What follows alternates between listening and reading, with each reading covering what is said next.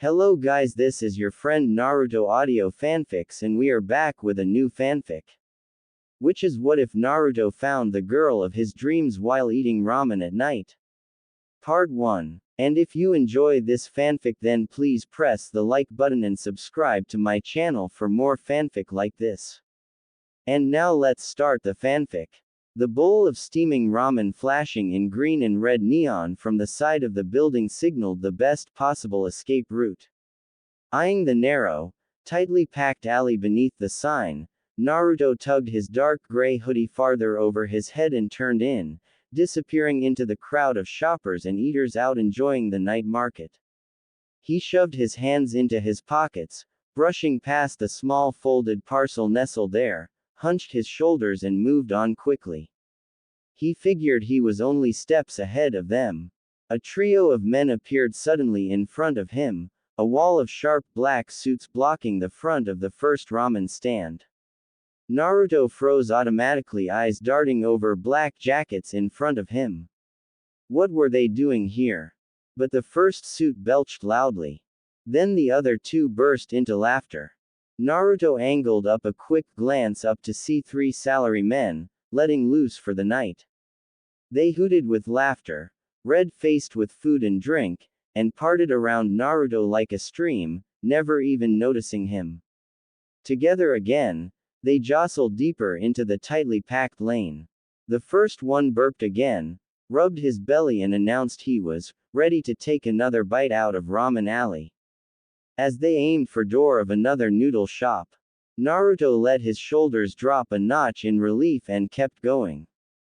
But he'd only passed one more restaurant when a ruckus erupted from the mouth of crowded the alley. A rush of men, half a dozen, all in blue uniforms, dashed past. He didn't have to turn back to know who it was, and who they were looking for. Under the shade of his hood a smug smile touched his lips. He'd outwitted the Konoha police plenty of times. They didn't scare him. Ducking deeper under his hood, Naruto picked up the pace and wound farther down the narrowing alley. The restaurants grew shabbier and the clog of eaters thinned out. Empty food containers piled beside overfull trash cans. A strip of opaque sky drifted far above towering apartment buildings, nearly hidden beyond laundry lines and electrical wires.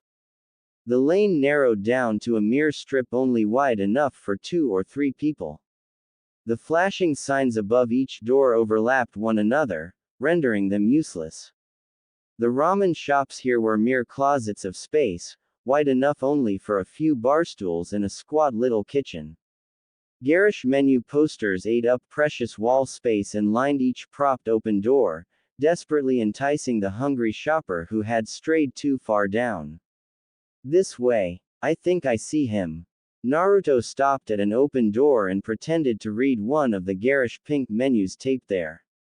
Instead he watched the metal siding of the glass door. Reflected there was the silhouette of a lone police officer, looking hard down the alley and scanning the crowd. 2 more appeared at his side. They pointed toward the deepest part of Ramen Alley, towards him, then began pushing in against the flow of shoppers. Naruto swore to himself and quick-stepped around the door. He stopped and watched their progress through a gap in the menus. Halfway down the alley, the uniformed men descended upon another dark hooded eater, pulling him out into the street and jerking back his hood. A brown-haired kid with thick glasses slurped in a mouthful of noodles, loudly declaring his innocence around his food. The 3 sharp-suited men on the stools beyond him exploded into laughter. The joke spread through the restaurant and spilled out into the street. Apparently the Konoha police had caught the wrong guy.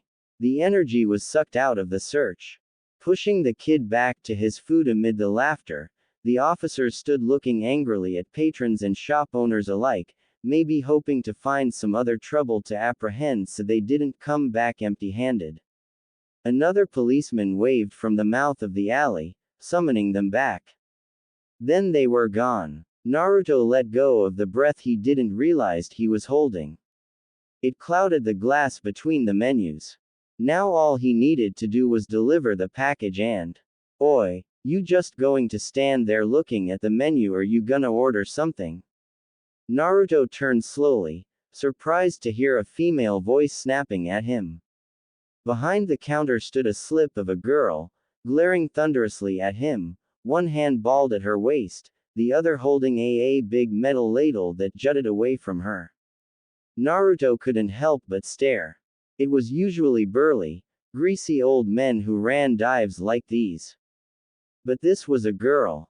A rather pretty girl. With her bright green eyes and heart-shaped face, she looked more like one of the city girls who traveled in packs through the night market, smelling of perfume as they passed. Not cooking noodles. Her head was wrapped in a traditional bandana, confirming that she was in fact the ramen cook, not just a pretty face helping out. The front of the once white bandana was stained gray from years of use, just like any other hardworking man behind the pots on Ramen Alley. But under the tightly tied knot at the back, a fringe of bright pink hair fanned out over the smooth skin of her neck.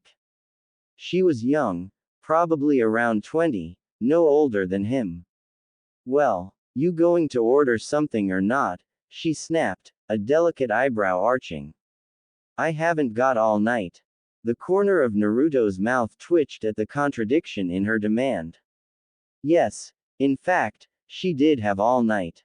She worked here, didn't she? She tapped the ladle on her aproned hip as she waited, pinning him with her green gaze. Strangely, he found the spark of anger in her features only made her more attractive. Naruto inhaled the warm air of the tiny shop. Ramen Alley always smelled as stale as an empty noodle carton. But in here the fragrance of broth and cooked meat was heady. The smell coated his tongue and made his stomach growl. Tendrils of steam rose from the behind the counter and worked like fingers on him, unhitching the tension in his chest and beckoning him closer. Naruto found himself very tempted to stay. After all, Konoha police never pursued anyone this far down the crowded alleys. He'd given them the slip, so he knew he was safe. And he was hungry. So why not? Just this one time he'd break his own rule about finishing the job and stay. Just for one bowl. His stomach growled suddenly, as if sharing its opinion too. He dipped his hand into his pocket, passed the folded package he was supposed to be delivering, and fingered through the folded bills at the bottom. He certainly had enough money. So with one more look into those green eyes, Naruto took the stool in front of the pretty cook and her rattling pots and pointed to the picture of pork ramen. His stomach rumbled again. Extra pork. Without a word the girl began dishing up the meal. Elbows propped on the counter, fingers interlaced in front of his mouth, Naruto watched her from the shadow of his hood as she worked. She set water to boil, doused the noodles, ladled broth and cranked up the heat under the fry pan with as much familiarity as any cook in the alley, even though she looked like she should be out sailing along the broad lanes, shopping bags swinging from her pale arms. He studied what he could see of her behind the bar. The apron nipped in at her waist, hinting at a girlish figure hidden beneath the dingy white work clothes. But he guessed she was more athletic than curvy. She hefted pots from burner to burner like she'd been doing it for years. She stopped for a moment, checking the firmness of the noodles, then shot her patron a rebuking look for staring. But Naruto wasn't chastened. He continued tracking her movements, thinking how her eyes looked amazingly green against her pale skin and gray clothes. The sweep of dark eyelashes against her cheeks only accentuated them. Then she was moving again, searing pork slices in the pan and yanking trays of toppings from a cooler before she kicking it closed with a foot. A small black and white television flickered from a high corner shelf, droning on about a local politician. Without looking up, she smacked the volume knob with her hand, silencing it. More than just a third-rate ramen cook, she was as quick and dexterous as any of the old grannies in the night market stalls, slinging several dishes at once. But to Naruto she was an anomaly. She turned back and was suddenly right in front of him, pork sizzling deep in the empty ramen bowl. She plucked lids off the rattling pots all while balancing the bowl in her hand and leaned over to check the contents. Steam left a fine mist on her forehead, but she was satisfied. She swiped her face dry with the crook of her arm, scooped out a serving of noodles, then plunged the ladle into the boiling broth. Naruto heard a small, unladylike grunt when a spray of hot liquid hit tips of her fingers. She may look like a society girl, he thought, but this is what she does for a living. He wondered how she came to be dishing out ramen at the wrong end of a dark alley in the middle of the night.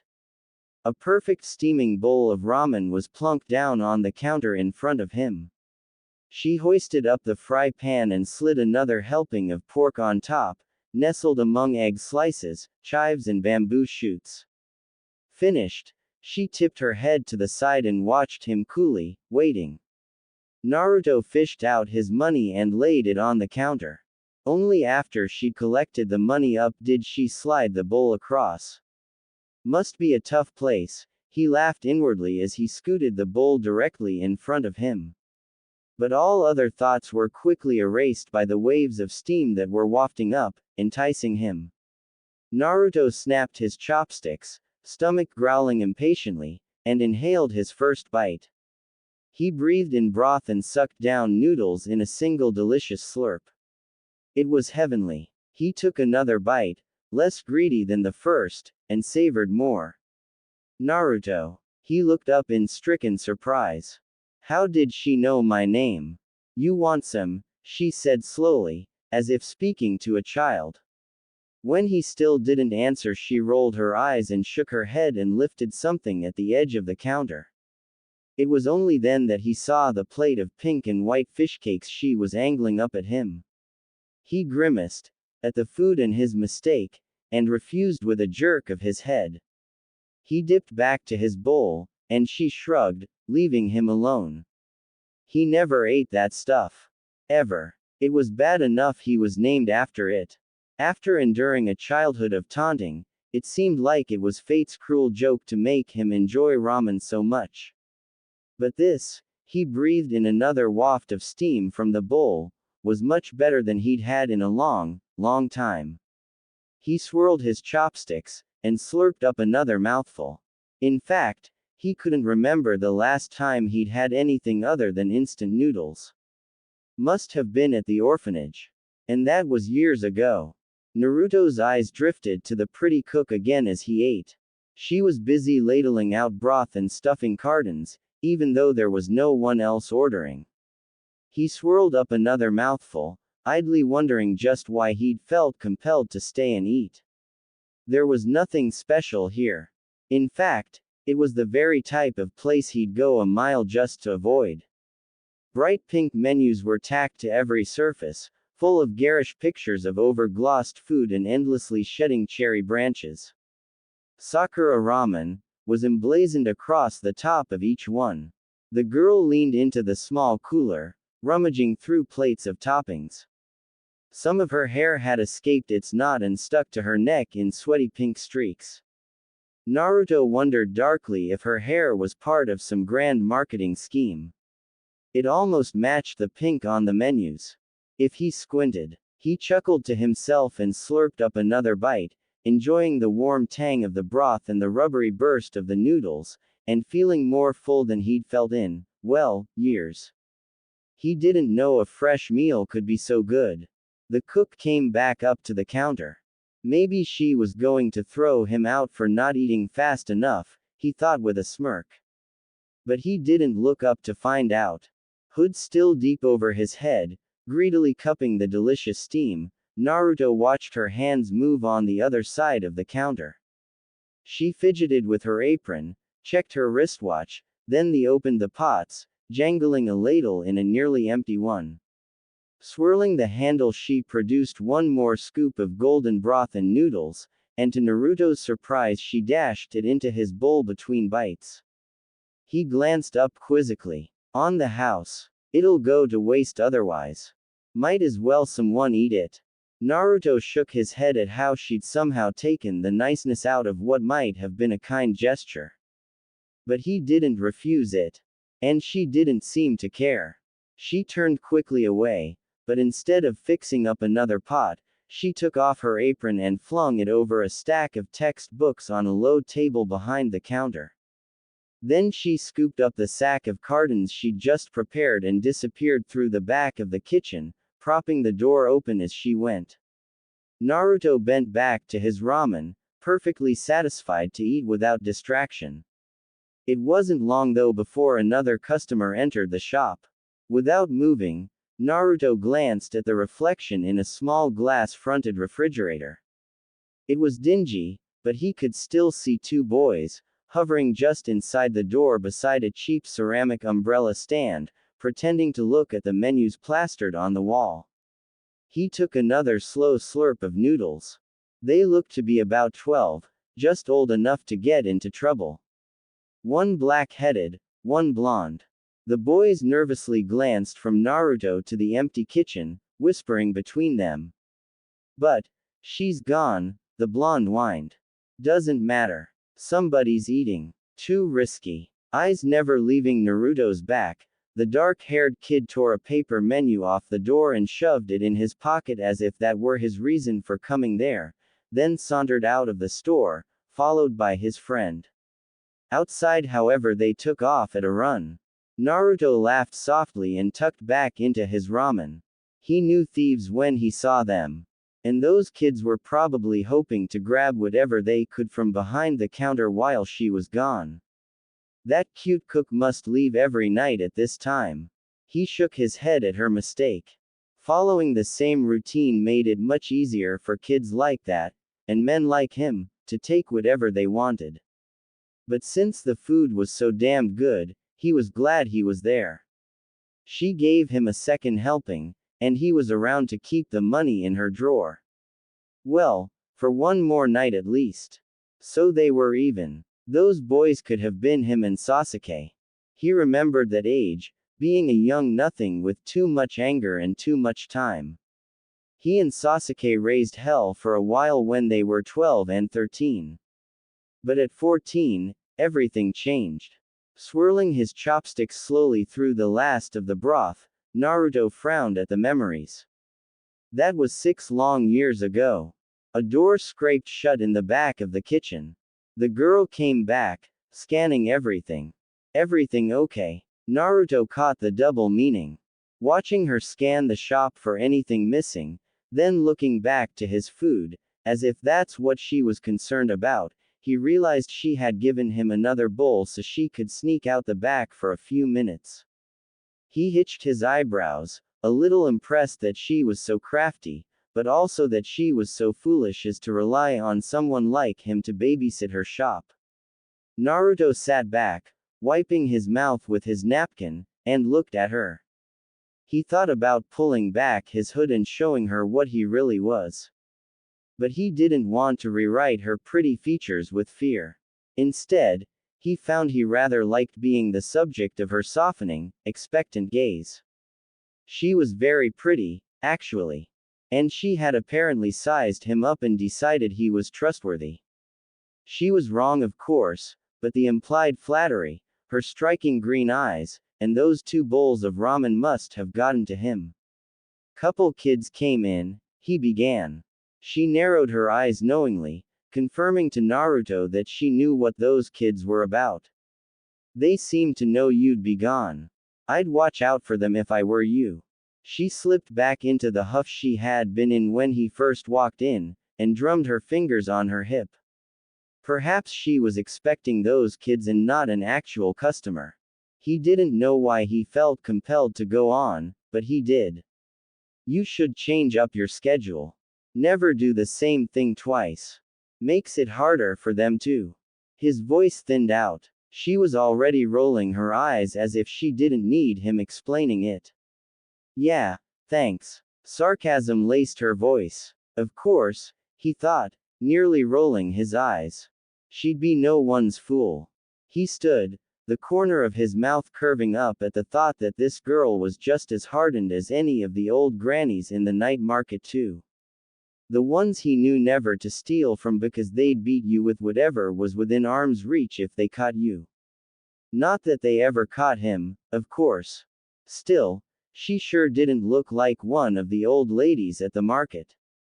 The saucy curl of her lips as she smirked at him and told him to have a good one, and the bounce of her hip as she turned was unmistakably girlish. And it had the same warming effect as the ramen did, it left him wanting a little more. At the door, Naruto glanced back. She had picked up her apron and was just flipping open the top book in the big stack. He shoved his hand in his pocket, rustling the parcel that still needed to be delivered, and turned down the darkening alley. He felt full and content.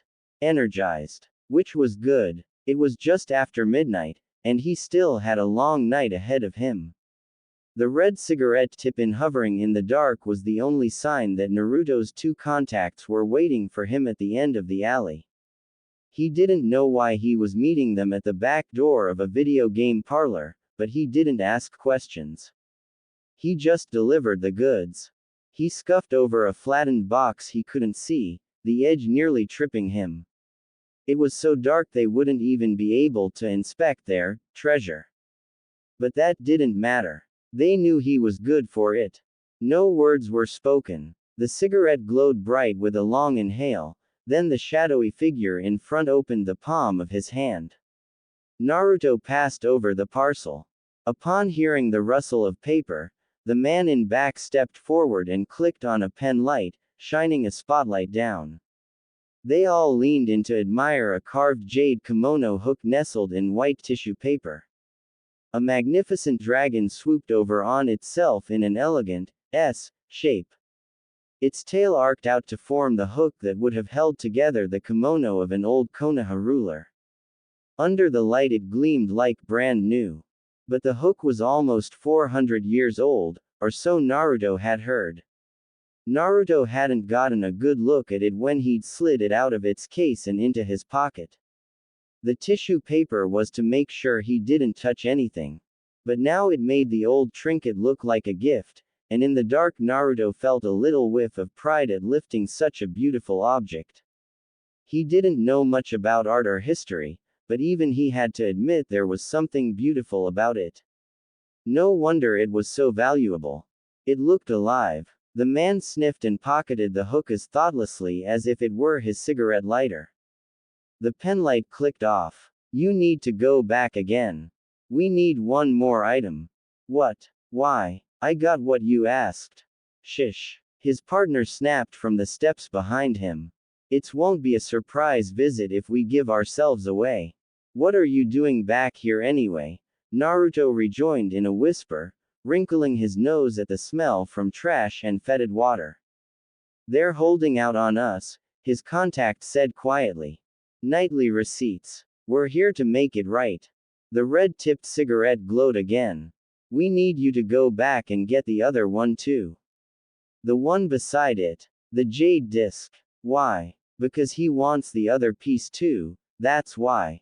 What's the matter? This shouldn't be a problem for you. It's not. It's just that. Did you get into any trouble? No. Good. I already told you about the 3 guards.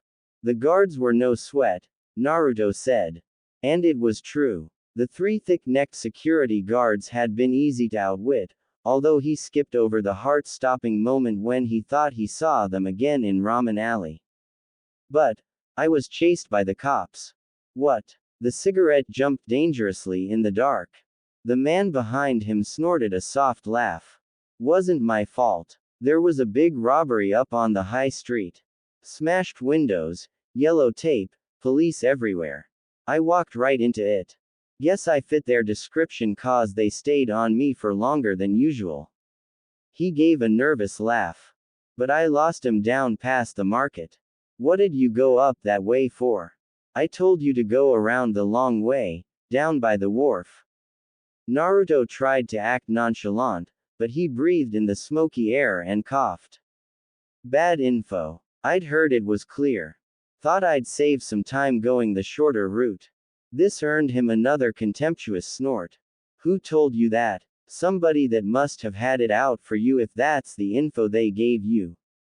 Naruto slid his eyes away, looking guilty. and the shadow jumped forward and shoved him hard.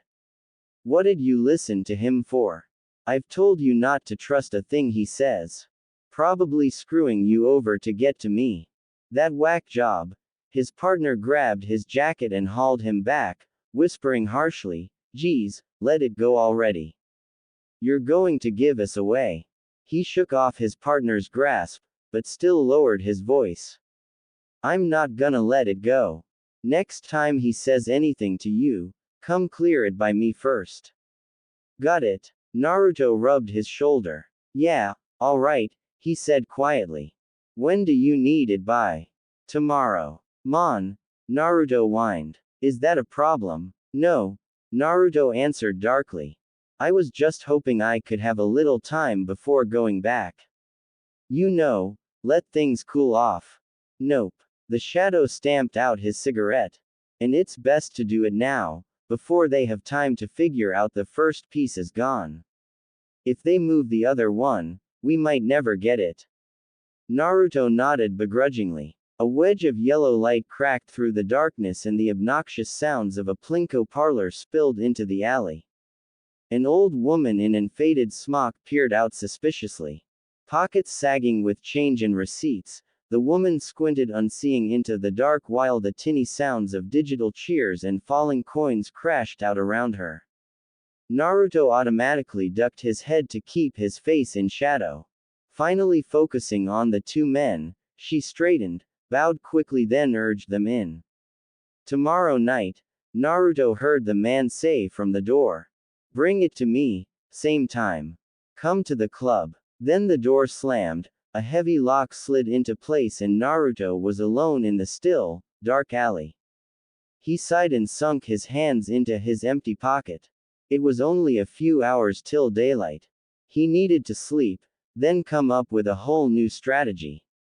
18 hours later, he still had no new plan.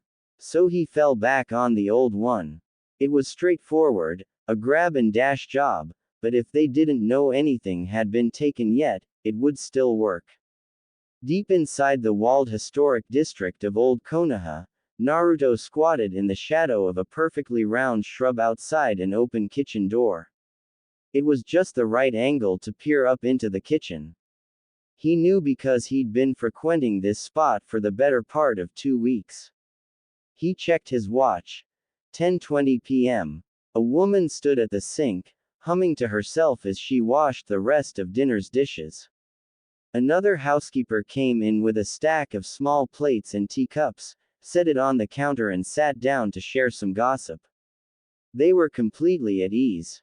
Naruto was certain they didn't know their household was a little bit lighter this evening, having lost one jade hook to him the night before. These old clan families, tucked away in their perfect homes, safe behind old Konoha's walls, they probably didn't even care about those ancient pieces of junk, he told himself. It was just a status symbol, like everything else in their walled compounds.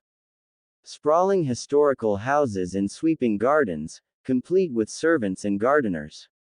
Some houses offered tours of their oldest buildings, putting their family treasures on display.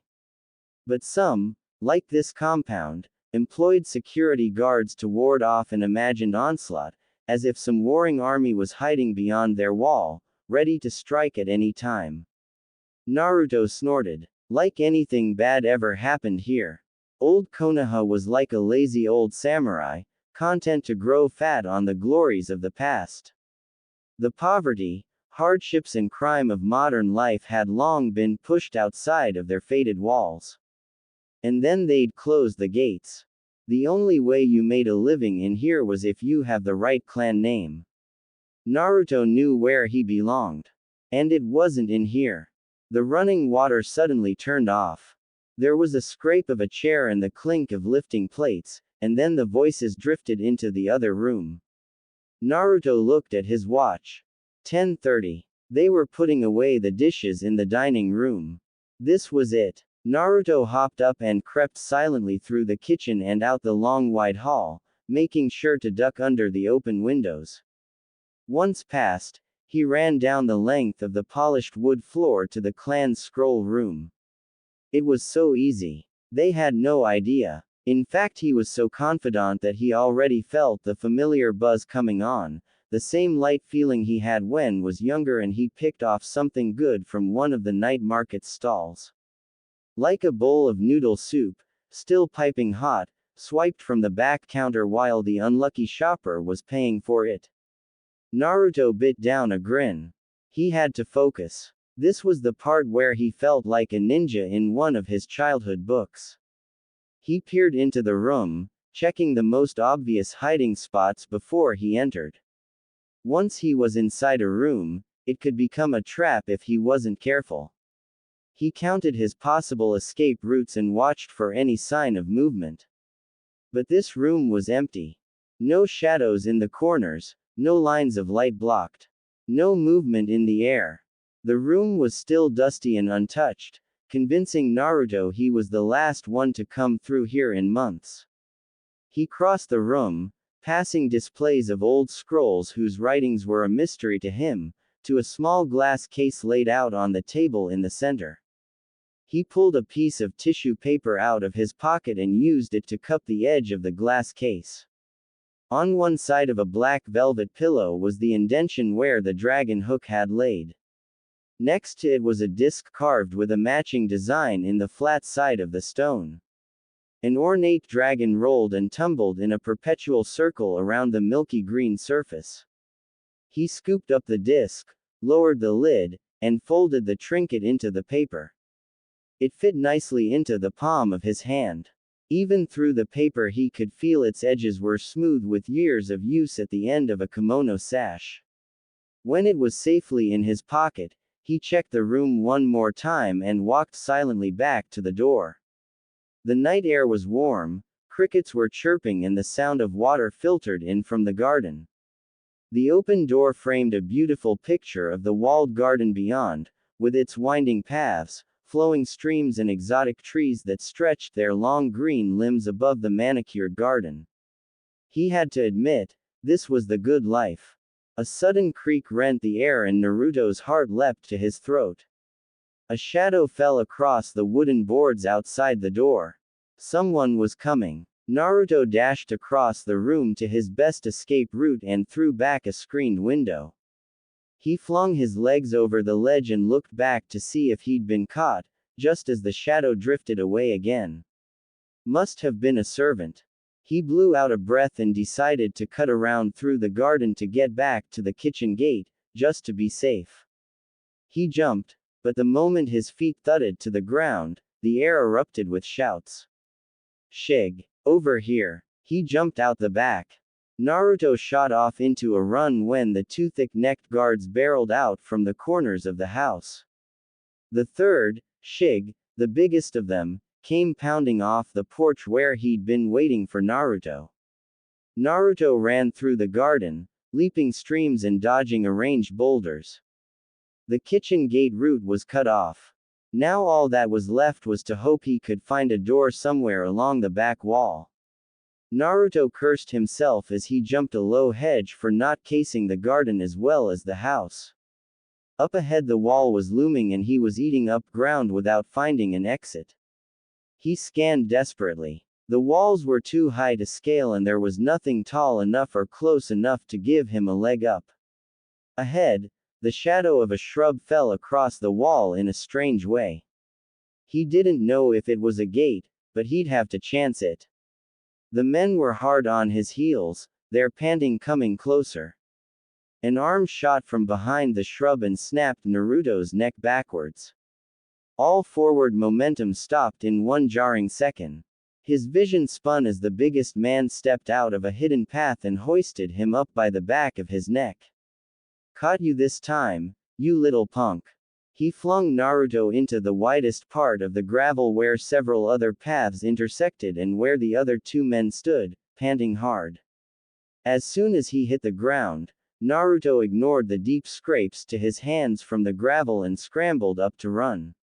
But they surrounded him. These men were big. Bigger than Naruto realized. Their black suits wore a layer of dust from the chase and their hair was knotted at the top as if they were sumo wrestlers.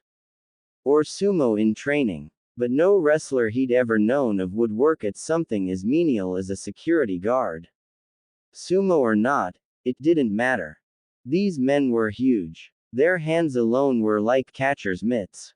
They didn't carry weapons, and they didn't need to. Their hands did the work. And right now, they were aimed at Naruto. He watched all three with fear coiling in his stomach. This was bad. Very bad. The biggest one popped his knuckles menacingly.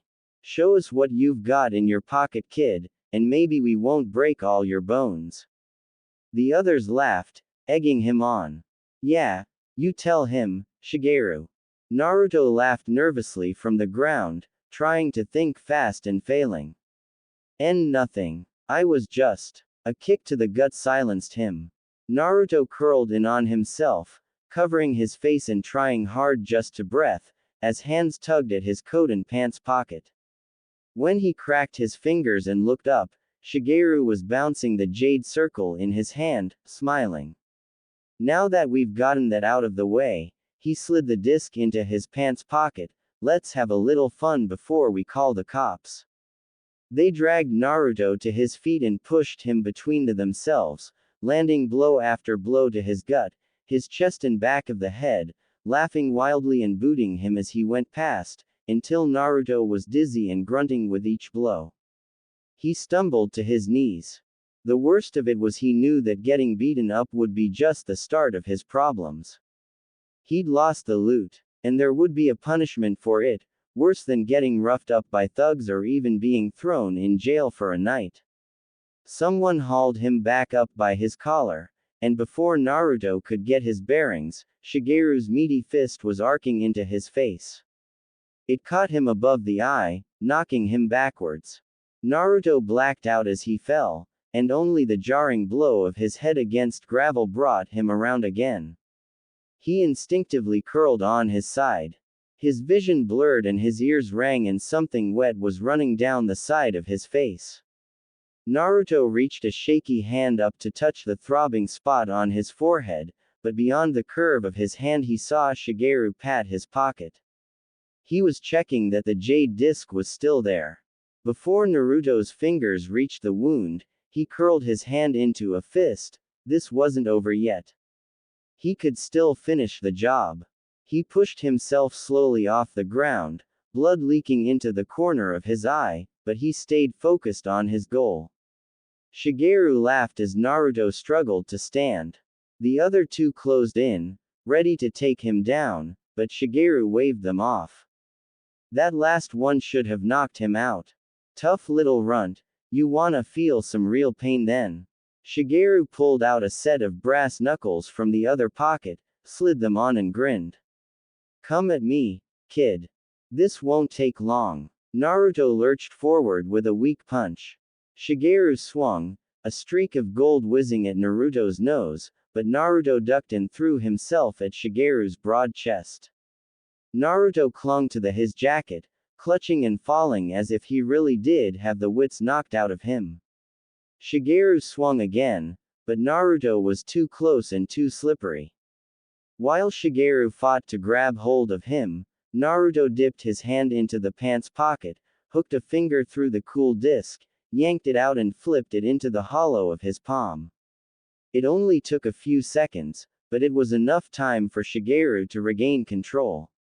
He clamped his huge hand down on Naruto's shoulder and sent Naruto flying. Flung down the path, Naruto rolled and rolled, as limp as a rag. When he finally came to a stop, he was nearly at the far wall of the compound. Gravel was in his shoes, his hoodie was twisted around his neck and the sky was spinning. But tight in his palm was the cool, smooth circle. He still had it. Naruto moved quickly, pocketing the disc as the sound of footsteps pounded closer. Now he just had to get out of here. Scrambling onto all fours, ears ringing, and a pounding headache starting above his left eye, Naruto swung his gaze around the garden. The three wrestler guards were closing in.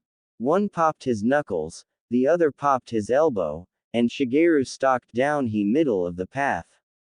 He rolled his fingers in the brass knuckles, then spread his huge palms out to each side to catch Naruto if he ran for the house. Nostrils flaring, he looked like he wanted to pound Naruto right into the ground. Naruto bet Shigeru would be moving a lot faster if he knew his pockets were empty. And he didn't want to stick around when they discovered he'd pulled one over on them. Again, Naruto sucked in a breath, dug his fingers into the gravel and sized them up. One was shorter than the rest. That was his man. Naruto needed someone closer to his size if his plan was going to work. He lunged for the short one and the other two were instantly on his heels. The man swung and Naruto tried to block it, but it still knocked him sideways. But when the guy closed in for another blow, Naruto threw a handful of dust and gravel up into his face. The man's punch collapsed into pawing at his own face and cursing viciously. Naruto ducked past him and tore out across the garden. The two men took off after him with the third stumbling behind, blinking tears. Get him. Naruto thought he might be able to make it back to the open kitchen gate, but the sounds of a scuffle had the whole house on high alert. Lights flickered from the back of the house and reflected in the koi pond, and voices were already calling out in alarm.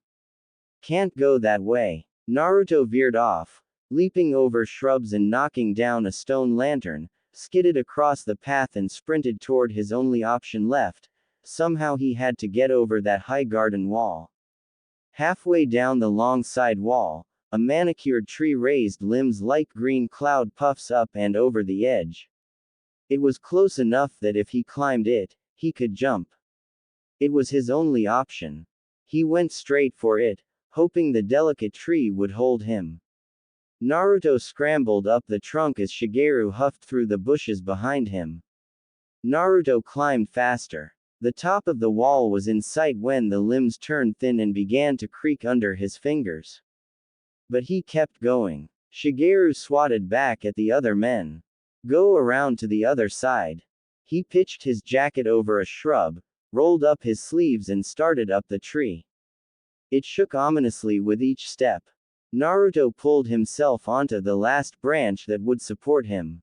It arched toward the wall, but not nearly close enough. He'd have to jump. But when he stepped out, the branch cracked under his unsteady feet. He eased back, heart pounding in his ears. Gripping the trunk behind him, Naruto looked down. Shigeru was hoisting himself up with a broad mean grin, like he knew there was no way out but down.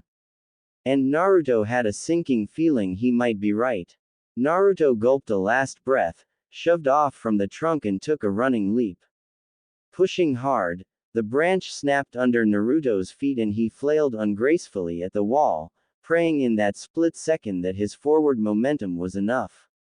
Naruto hit the wall with an oomph. His fingertips were just high enough to scrape over the top of the ledge and grab hold. The branch flung back and hit the Shigeru in the face, knocking him out of the tree. Gasping to get air back into his lungs, Naruto pulled hard, towed his way up the wall and threw himself over. He hit the ground hard on the other side and found himself in the middle of a dark lane. It was no more than a long stone corridor broken only by the occasional locked door leading to another clan compound and another hidden garden. There was nowhere to hide. The two men exploded out of the nearest door. There he is. They tore down the pavement toward Naruto, who, still heaving from the wall, pushed himself off the ground and ran like his life depended on it. He didn't know where he was going or even how he'd get out of there. He just knew he had to keep running and hope he didn't hit a dead end. The men proved to be smarter than he anticipated. Jackets flying, they ran fast and stayed together, keeping up with Naruto as he tore down old Konoha's twisting narrow lanes. But at some point they split off.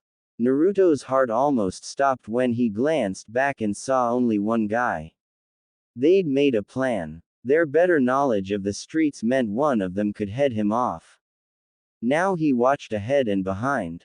Sure enough, Just when the walled alley opened up onto a broad avenue lined with shops and alleys and places to hide, and Naruto thought he'd finally made it, the other guy came barreling around the corner.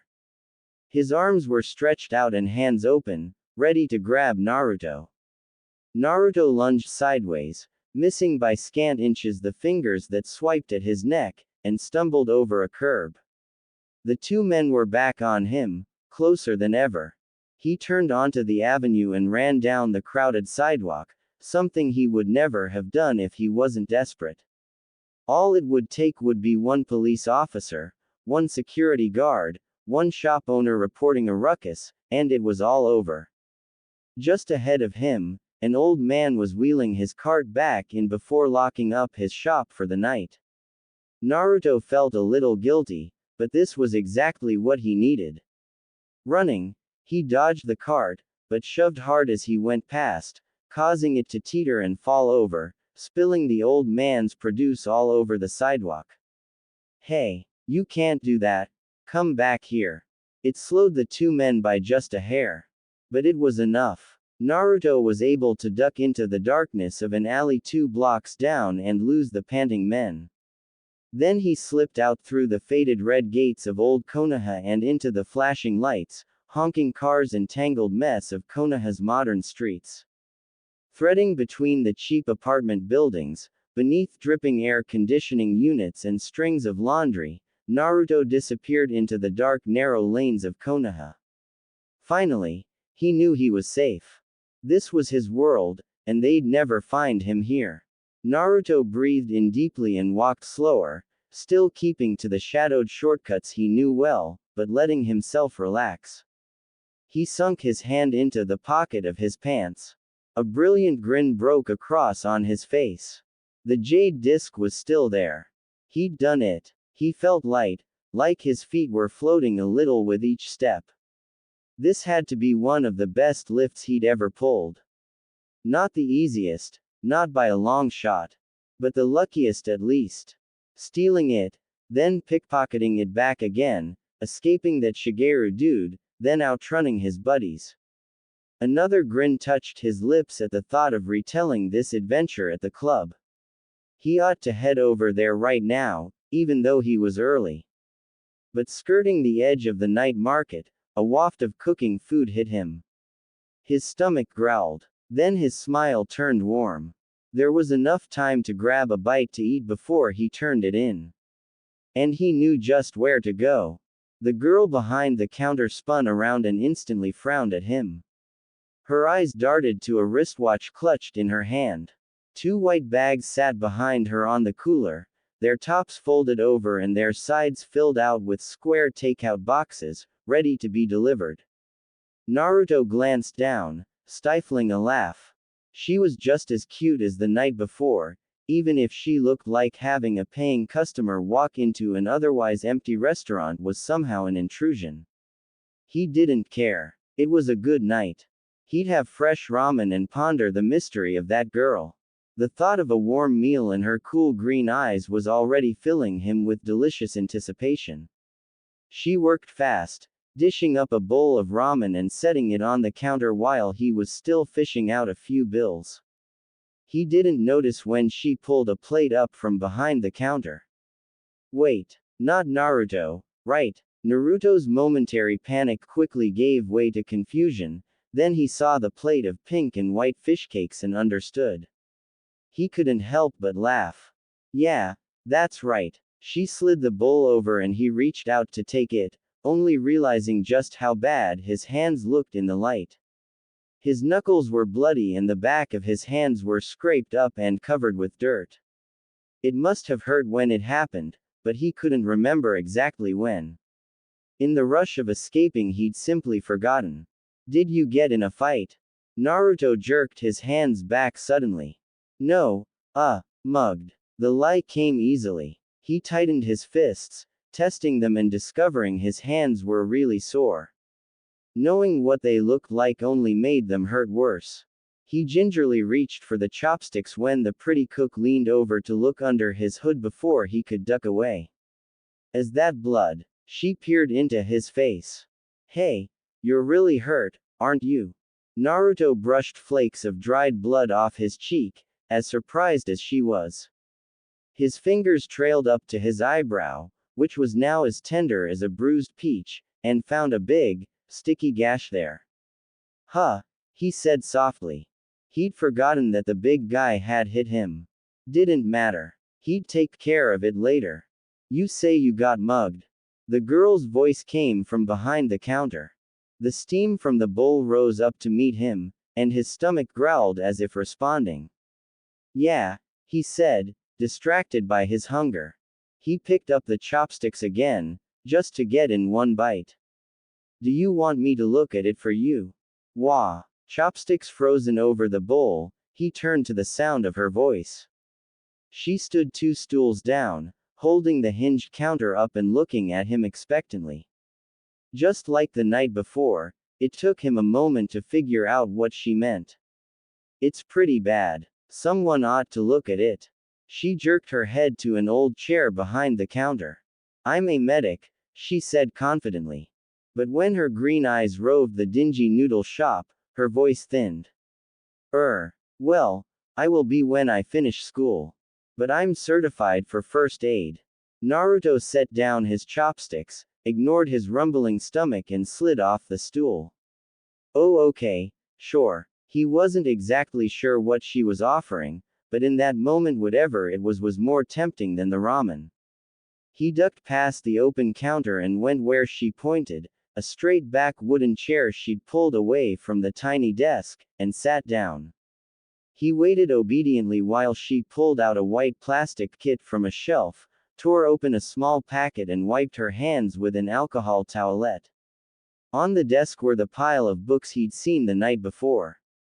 Their spines spelled out a daunting study load: first aid, physical examinations and emergency care, the maternity to newborn handbook, elder care, a short course, math for meds, medical dosage calculations, principles of pediatric care, the atlas of human anatomy, women's health across the lifespan, public health, population-based care for the whole community, and a diary of a field medic, my life on the front lines. He tipped his head to read the last one, free clinics, changing communities one life at a time, when his hood was suddenly yanked back from the top of his head. Naruto gasped, but his hands weren't fast enough to stop her. The girl saw his wound first, but her eyes instantly jumped to his cheek, right to the marks he was always so careful to hide with his shaggy hair and his hood. 3 jagged lines tore down each cheek. Her face changed when she saw them. She was so close, he couldn't have missed it if he tried.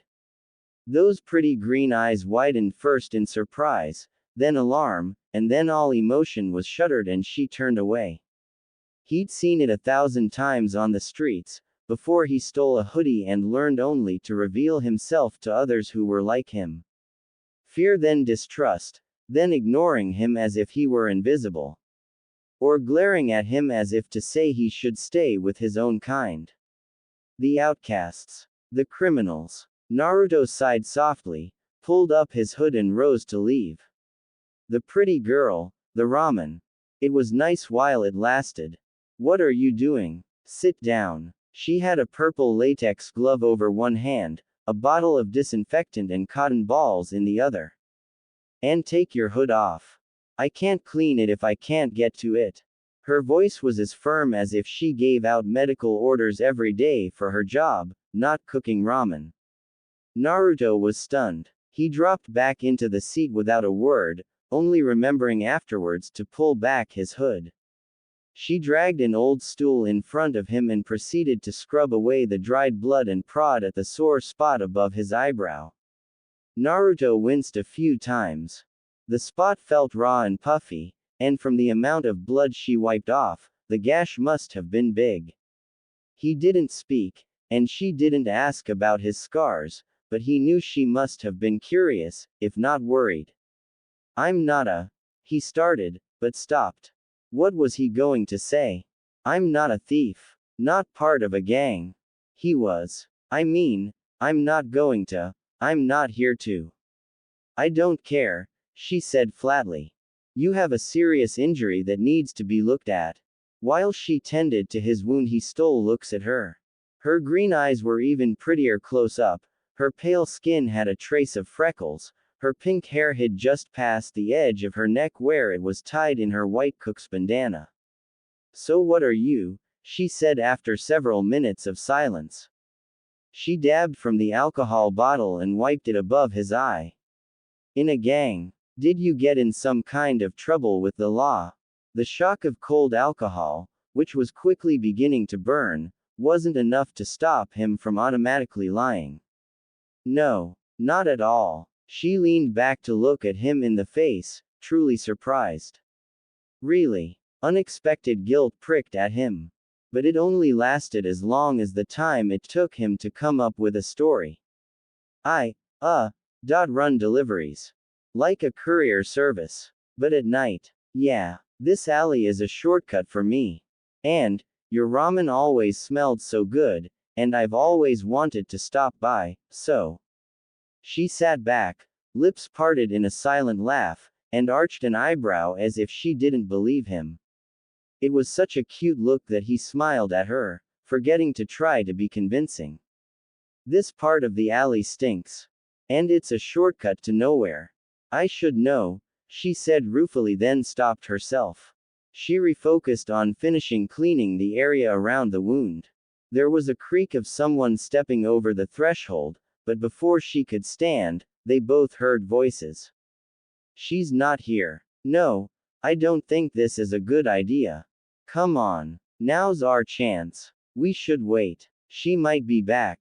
What are you afraid of? It's now or never. Naruto and the girl exchanged glances. It was the two kids from the night before.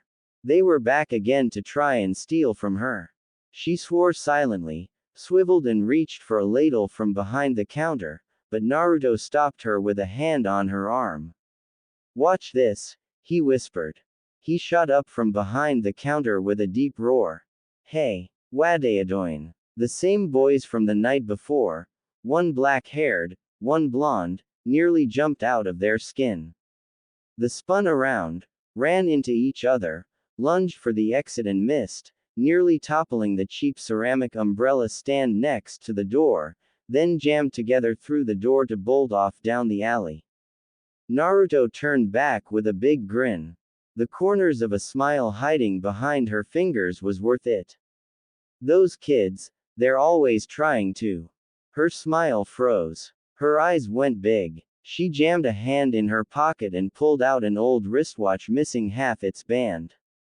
The kids. Oh no. I completely forgot. She grabbed the two takeout bags off the corner and was about to run out the back, when she remembered she wasn't exactly alone. I need to. She clutched the bags. They're waiting, and, it's just out the back, but I should lock up. Go. Naruto said quickly. I'll stay here. With a breathless, thanks, she dashed out. He sat back in the chair, laced his hands behind his head, kicked his feet out and smiled to himself. His quick thinking had gotten him out of several tight spots tonight. And he could thank that sumo wrestler turned security guard Shigeru for nearly knocking him out, because it got him closer to her. And that made him feel as high as he did making any good lift. Better even. Because she wasn't some object he'd been told to steal. He wanted this all for himself. No one else even needed to know. But he did have to congratulate himself on that line about the delivery boy. It was a stroke of genius. And the best part was that it was true. Well, mostly true. They told him what to get, and he delivered it. He didn't hurt anyone. But she seemed pretty straight-laced and no nonsense. He had the feeling she wouldn't be comfortable with knowing that side of his, delivery job. The back door opened and closed, and a lock slid into place. Naruto straightened. Thank you, she said earnestly when she walked back in. Someone comes to pick those bags up every night. I know, he said, smiling at her. She tipped her head, confused. Last night, he said. Those kids came in at the front door at the same time. They know your schedule. He stood, but she pointed firmly to the chair and said, I'm not finished yet, and he sat back down obediently. She reached into the top of the first aid kit and pulled out a butterfly bandage. Oh yeah, she said, remembering as she peeled off one wing of the bandage. That's right. You said I should change things, mix it up. Not make it so easy for someone to know my schedule. Naruto nodded, then leaned his head forward closer as she instructed. She pinched the laceration together, pressed the wings to either side of the cut and smoothed them down with her thumb. There. Now you won't have to get stitches. Really? It was that bad? He poked at his forehead above his left eye, feeling the small bandage in the middle of a dull throbbing area. Yeah. And now it probably won't scar either. Her hand stilled, as if she suddenly remembered something she'd forgotten. Naruto knew what it was. Unless you scar easily. She turned away and busied herself with throwing away the used items and tidying up the first aid kit, and Naruto looked down at his cut-up hands. She wanted to know more about his scars. Anyone would, and why not? They marked him as an outsider. Maybe she was hoping it was just an accident. I don't, he said quietly. Don't what? She asked over her shoulder. Scar easily, he answered, standing. She turned back to him, still holding the first aid kit. Oh, I see. They stood across from each other. He took in her heart-shaped face, so smooth and free of any marks. She was taller than he thought, now that they weren't separated by a counter. Maybe only few inches shorter, if they were standing closer. He sighed, deciding what, if anything, he should say. Then he would leave. I don't scar easily. These, he ghosted his fingers over his cheeks and tried to keep the edge out of his voice. I didn't do these. Oh, she said softly, blinking once. Yeah, he sighed. That's why I took this, night job. No one notices. So no one cares. She didn't say anything. She wasn't scared or disappointed or even impressed. It was as if he hadn't said anything at all. And instead of giving him the cold shoulder or asking him to leave her like every other shopkeeper in Konoha would have done, she just turned back and pushed the first aid kit and the supplies back on the shelf. Like it wasn't that big a deal. Like he was normal. You could always get surgery, get them reduced, she said with her back still turned.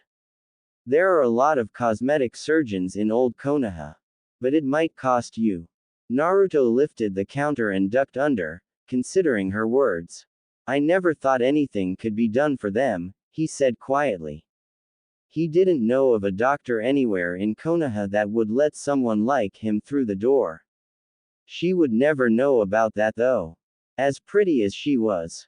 Any door in Konoha, old or new, would open for her. Thanks. Maybe I'll have someone take a look at them.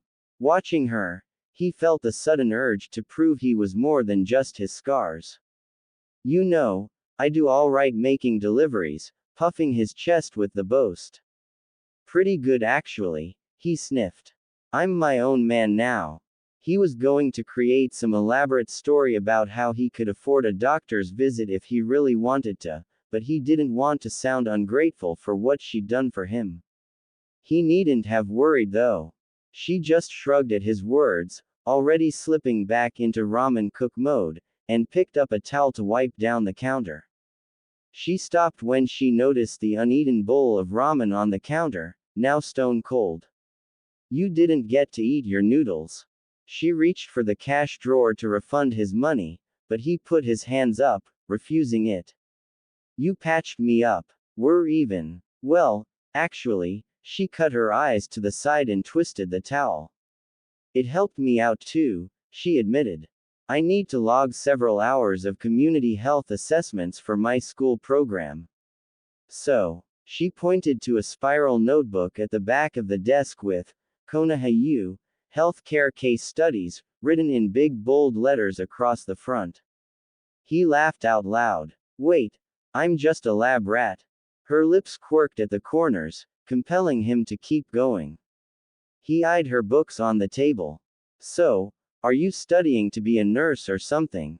A doctor, she said firmly. A field medic, actually.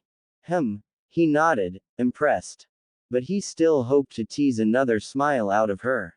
Last time I checked, we weren't at war. She picked up the bowl and wiped down the counter where he'd briefly sat. A field medic to practice out here. Not just in a cushy office inside the wall. So these are the front lines then, Naruto said with a laugh, gesturing to the empty noodle shop.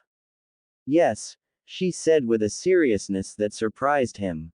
Well, not in here. But in the buildings around here. You'd be surprised how hard life is for them. There are a lot of kids, families and elderly here in these high-rise buildings. And none of them can afford medical care. And that's not all. The gangs, she stopped herself and went back her wiping, bowl still in her hand. You probably don't want to hear all of this. I do. He smiled at her. You're passionate about this, I can tell. She looked down at the counter again, embarrassed at herself, and shrugged one shoulder. She turned to take the bowl of uneaten ramen to the sink but stopped. You know, I can pack this to go for you. If you want to heat it up later. Naruto seriously considered taking it. But he wanted something else. And going without ramen for one night was just the opening he needed. Tell you what, he said stepping closer to the counter, dropping his voice a notch and smiling into her surprised face. I'll come back tomorrow, and you can make me some more. He nodded to the bowl before catching her eyes so she knew he was serious. Then you can tell me all about why you want to be a field medic. Are you working tomorrow? A corner of her mouth lifted up, followed by a pale pink bloom that rose in her cheeks. Yeah, she said softly. I'm here every night. He flashed his most charming grin. Then I'll see you tomorrow. It worked. A shy smile curved up her face, and the blush on her cheeks deepened. This time there was no snappy comeback or stern look.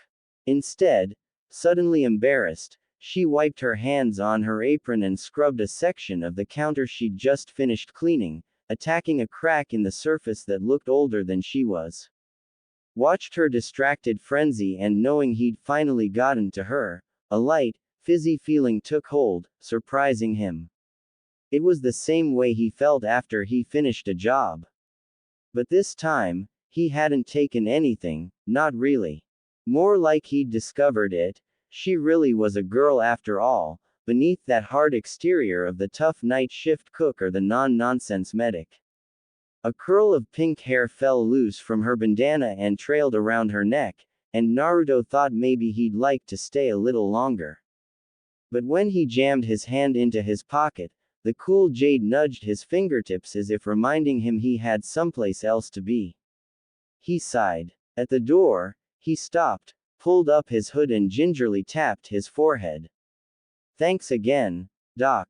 A laugh bubbled up before she could stop it, and she grinned down at the counter, shaking her head, refusing to look up or give him anything else but a sharp nod of goodbye. But it didn't matter. Her laugh and that secret smile that no one else saw went right through him. He went out the door, grinning big and walking on air. He knew he'd be back. Every night. Ramen or not. Next chapter. Chapter 3: The Night Market. Naruto skirted the clogged streets of the night market. At nearly 1 a.m. it still pulsed with sounds, smells and people. He turned down a dark lane lit by a single street lamp. The silhouettes of two men melted out of the shadows beside a lone door. The tip of a cigarette suddenly burned cherry red in the darkness. Naruto stepped off the sidewalk and walked down the middle of the empty lane toward a circle of light on the ground. The muscular guy seated on a stool beside the door didn't pay him any attention. But the smoker stepped forward into the lamplight. Cold light reflected off his long ponytail, making his pale hair almost glow white.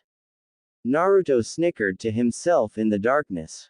That drama queen. How many times has he stood under that lamp? basking in the light as if he was some kind of chosen one. Like his ego needs that. The man shoved a hand in his pocket, letting the tailored black suit open just so and tilted his head in a rakish pose. Took your time, didn't you? Naruto couldn't stop himself from grinning. Without giving away his movements, he slid the jade disc seamlessly from his pocket to the cup of his hand as he walked. In the next step, Naruto flipped his wrist, flashing the object he'd worked so hard to get, and closed the distance between them. Did you ever doubt me, Dei? A curl of the lips and the man's angelic face turned devilishly handsome. His ice blue eyes flickered with amusement. Never, little fox. Naruto skirted the clogged streets of the night market. At nearly 1 a.m. it still pulsed with sounds, smells and people. Down one edge of the market ran a seedier set of streets, full with the promise of nocturnal activities. Bars, clubs, karaoke joints blared their names from neon signs, and all manner of illicit DVDs and pirated goods were hawked in the roads. Naruto ignored the lights and beckoning calls, and came to a corner where a man was pushing knock-off designer handbags at passers-by. Nailed to the building behind him was a faded, peeling sign for a tea shop. The sign was unremarkable, half hidden by a poster for band that had played a year before, and it pointed down a dark alley that was just as unremarkable. Dark, empty and forgettable. But Naruto turned right for it and, crossing quickly into Cool Alley, the noise of the night market fell away. Naruto's eyes adjusted from the glaring lights to the dim lane. At the end of a long expanse of a brick wall was a single street lamp, lighting a dented old metal door and a short set of steps. The silhouettes of two men melted out of the shadows beyond the door. The tip of a cigarette suddenly burned cherry red in the darkness. He'd been seen. Naruto stepped off the sidewalk and into the middle of the alley, walking toward the circle of light on the ground and letting them get a clear look at him. Satisfied, a thick-armed guy slunk back to the doorway, followed by the sound of scraping stool legs on the concrete. But the smoker stepped forward and waited. Cold light reflected off his long ponytail, making his pale hair almost glow white. Naruto snickered to himself in the darkness. That drama queen. How many times has he stood under that lamp, basking in the light as if he were some kind of chosen one? Like his ego needs that. The man shoved a hand in his pocket, letting the tailored black suit open just so and tilted his head in a rakish pose. Took your time, didn't you? Naruto couldn't stop himself from grinning. Without giving away his movements, he slid the jade disc seamlessly from his pocket to the cup of his hand as he walked. In the next step he flipped his wrist, flashing the object he'd worked so hard to get, and closed the distance between them. Did you ever doubt me, Dei? A curl of the lips and the man's angelic face turned devilishly handsome. His ice blue eyes flickered with amusement. Never, little fox. Naruto smirked at the nickname and shook his head once out of habit. Shaggy yellow hair fell forward and tufted out of the edges of the hood, hiding the whisker-like scars at the edge of his face. Stepping into the light, Naruto extended his hand. In a single handshake the ancient treasure was transferred. It caught the light as it passed, and they paused to look at it with the respect it commanded. The light shining through the disc turned the green areas milky white, and the dragon carving swirling around the hole in the middle came alive, just like the hook he'd stolen the night before. Any trouble this time? But before Dei could finish he caught sight of the bandage on Naruto's forehead. What the? Naruto ducked away from his reach, but he was saved from answering for it by the approach of footsteps. They broke apart. Dei slipped the disc smoothly into his suit pocket, and Naruto angled his head so the shadow of his hood fell over his face. Deidara, a deep voice drawled. Deidara nodded with cool respect at the figure stalking forward out of the dark. Kisame. At the name, Naruto relaxed a notch and glanced over. A big, broad-shouldered man, Kisame nearly filled up the sidewalk. Two curvy women hung on each arm in practiced carelessness, their touch light enough not to leave a wrinkle on his gunmetal gray suit. Kyuubi, he grunted at Naruto. Naruto nodded back, making sure to keep his eyes respectfully locked on Kisame's cold gray ones, never straying to the edge of his full-body tattoo that peeked from his cuffs or collar, or to the rings that fit like brass knuckles when they came together in a line. The girls smiled sweetly, and though Naruto actually knew them from the club, he didn't dare let his eyes stray. Bigger men than him had lost a finger for ogling Kisame's arm candy. Kisame grinned at Naruto's wary behavior. Where Deidara was handsome, Kisame was monstrous. His lips parted to reveal teeth sharpened to vicious points. And when he turned to usher the two girls through the metal door, even the back of him was threatening. The nose of an enormous shark, nearly the same gray color as his suit, surged out of the back of his collar.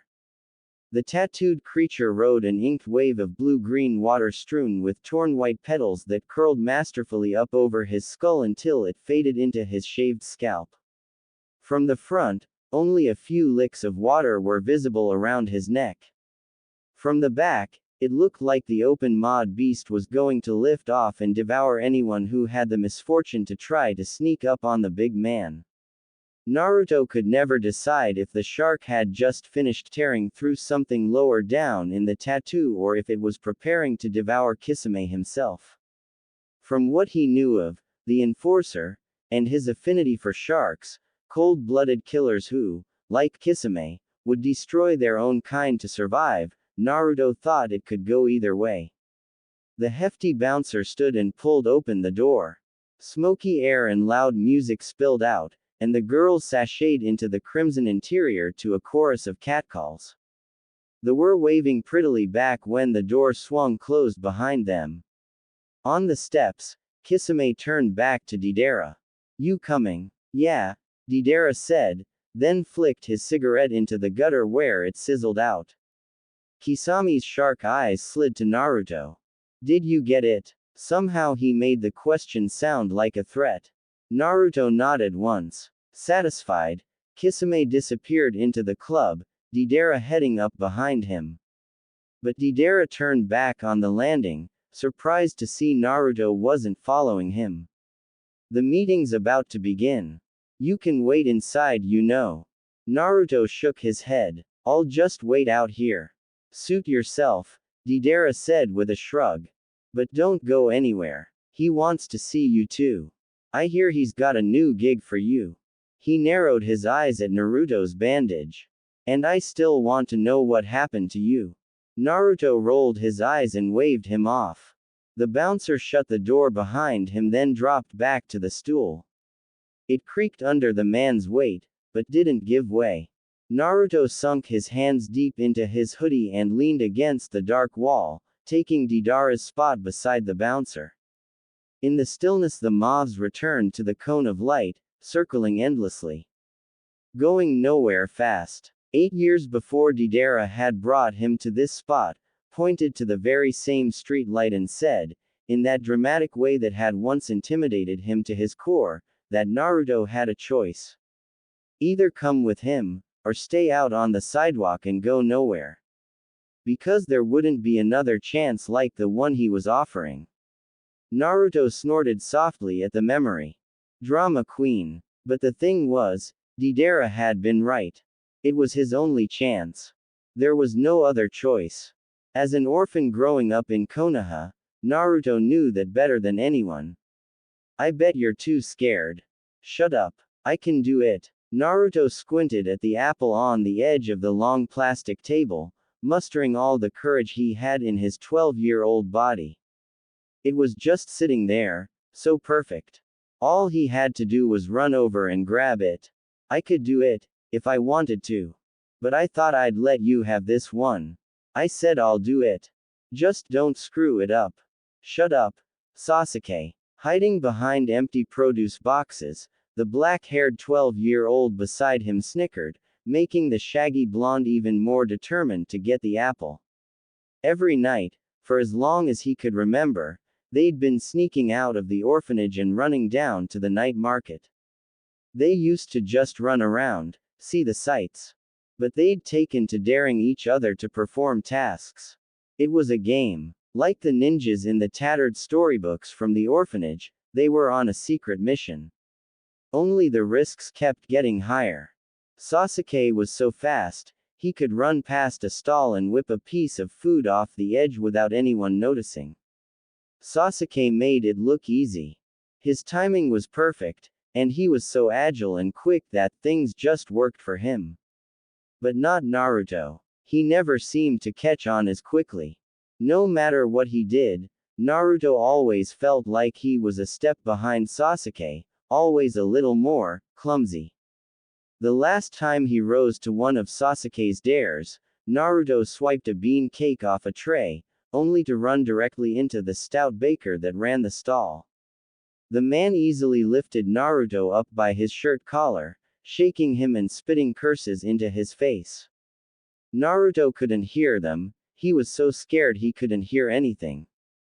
The man raised his hand and Naruto screwed his eyes shut, cringing against the inevitable crack of a hand across his face. But instead of a smack, something soft and warm bounced off him. Dots of hot, sticky sweetness splashed across his face. It smelled like grape jam. Naruto looked up to see a streak of purple across the livid red face of the baker.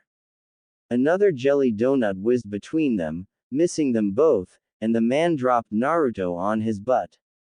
Nato's ears suddenly unclogged. He heard laughter, the thud of another missed donut, then roared threats of the stall owner as he stalked toward the source of the flying donuts. Sasuke's voice rang out above it all, "Get up! Run!" Naruto saw Sasuke across the stall hurling great handfuls of cookies, cakes, anything he could grab to distract the man.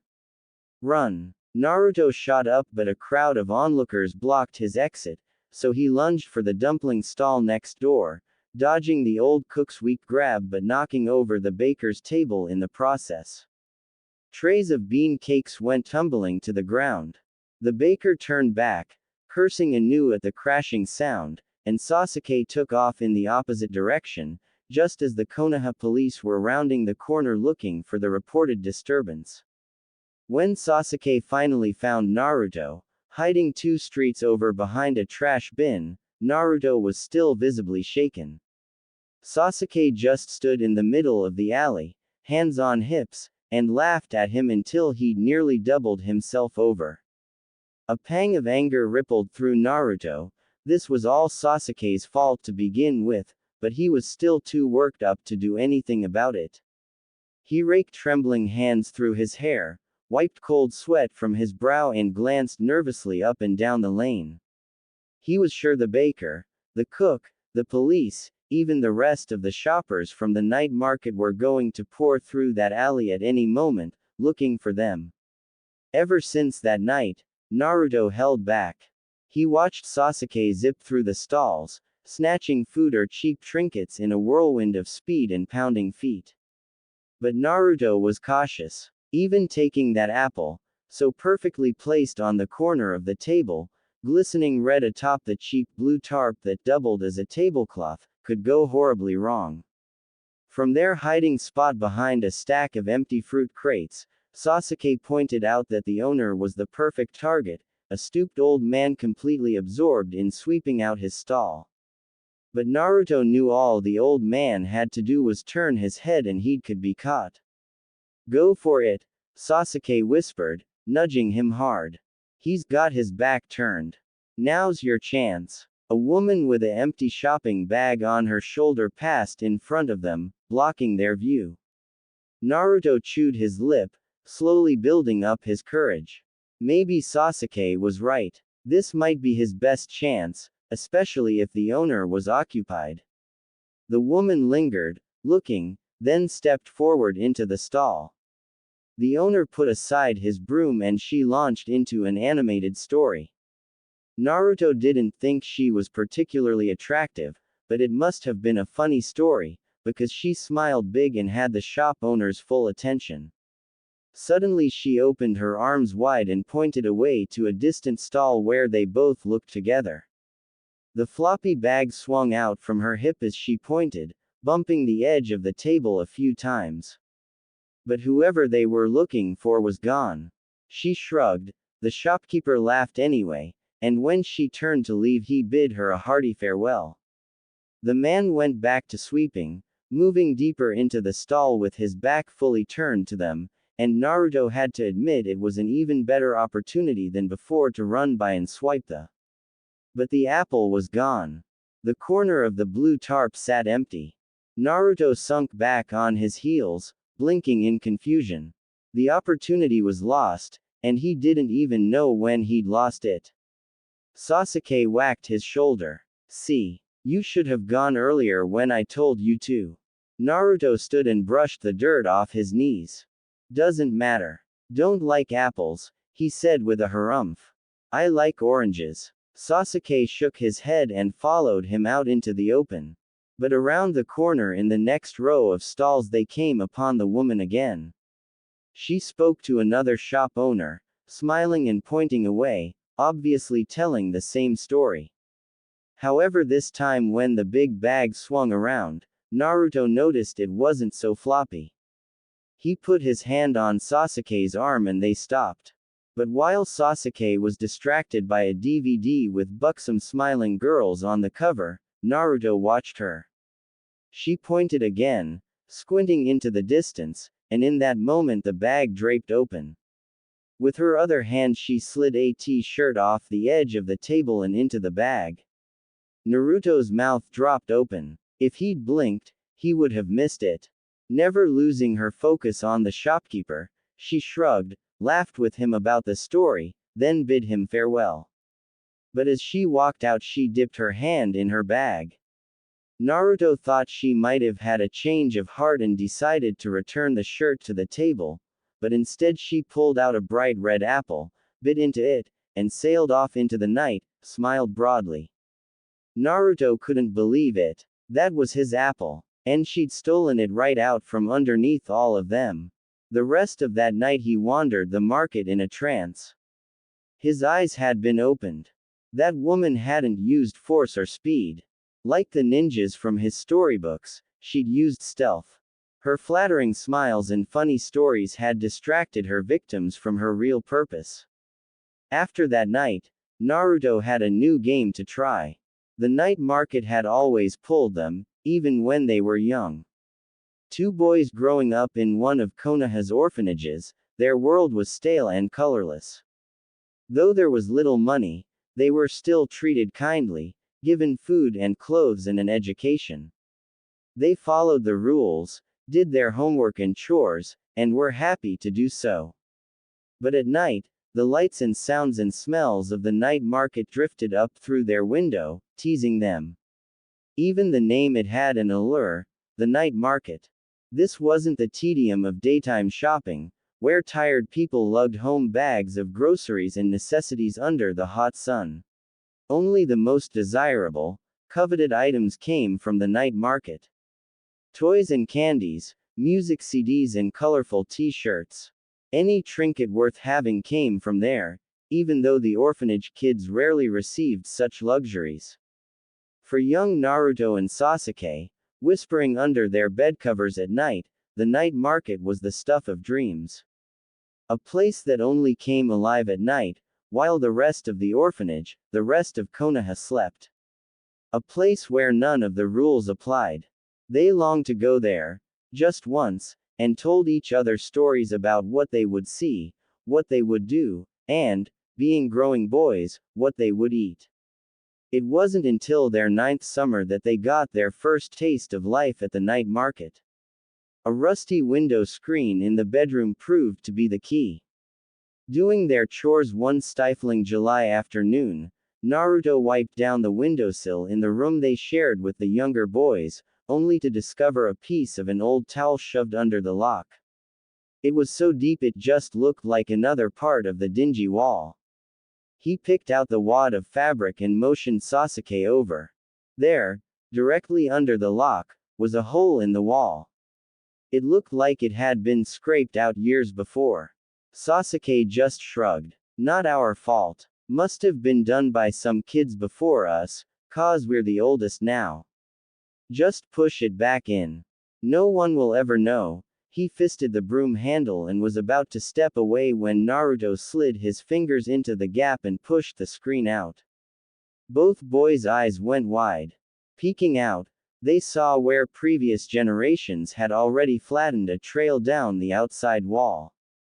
A hand on the ledge, a foot on the gutter, and in 3 easy steps they could be down to the first floor.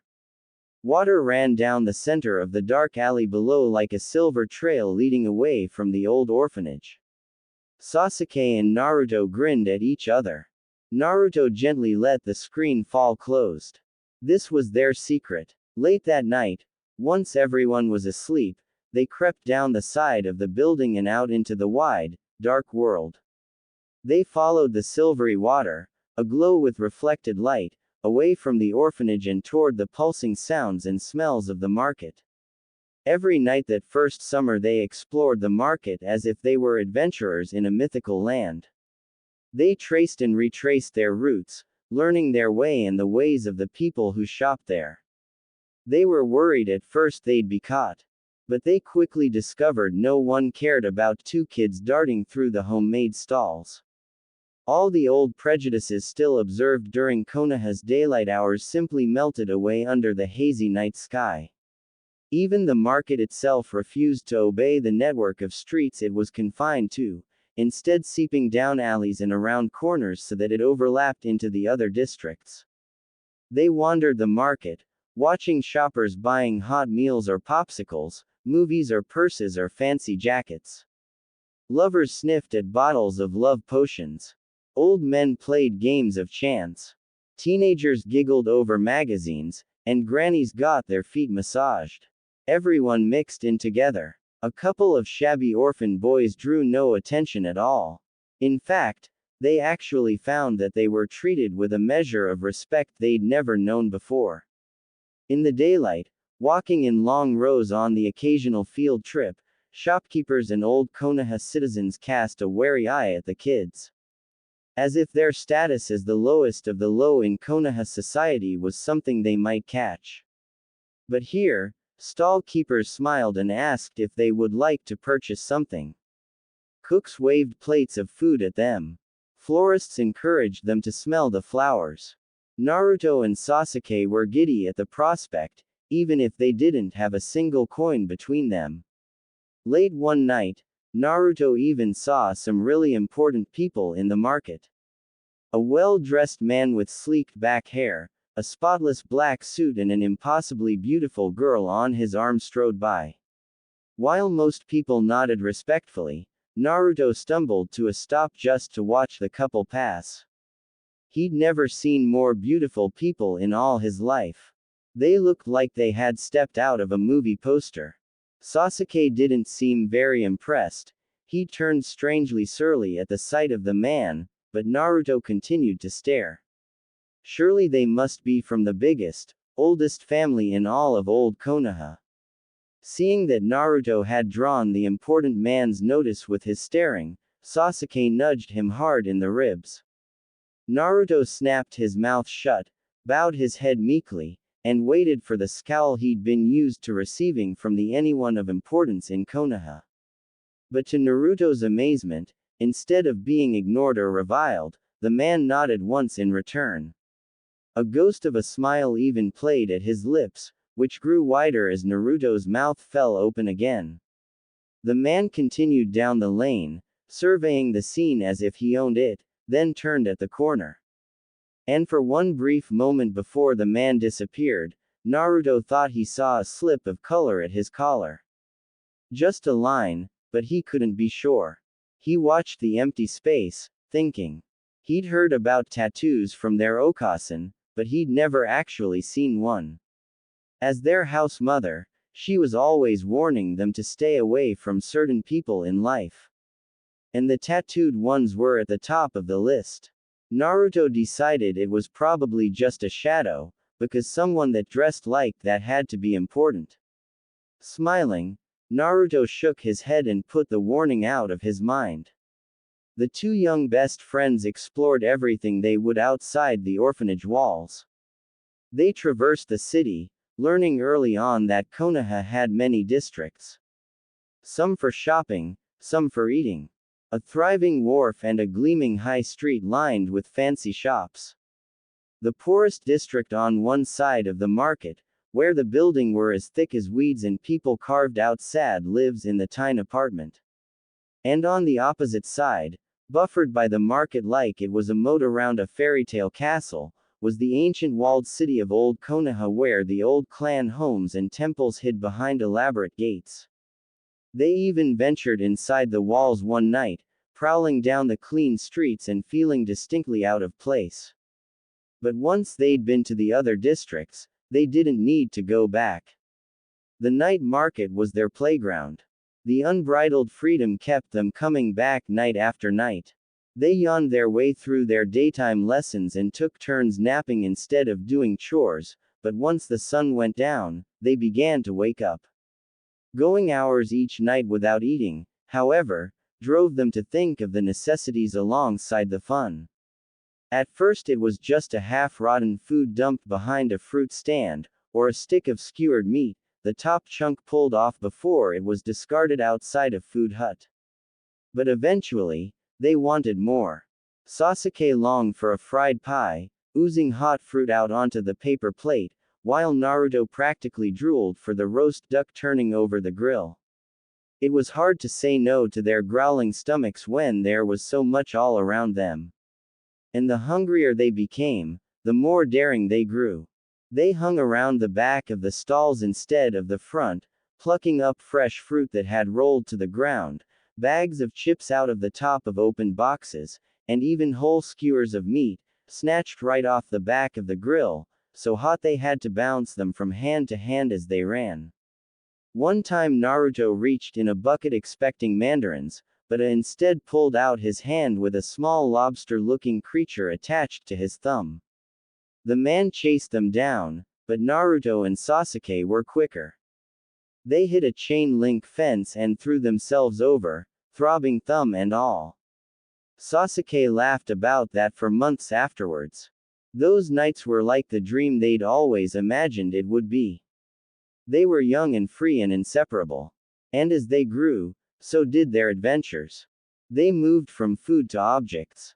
Nothing of much value, just sneaking and pinching what they could. Weird toys, 2 small t-shirts, the odd earring, never a pair. Sasuke was especially good at it. He used his natural speed to snag all manner of items, even moving up to expensive things like CDs and wristwatches.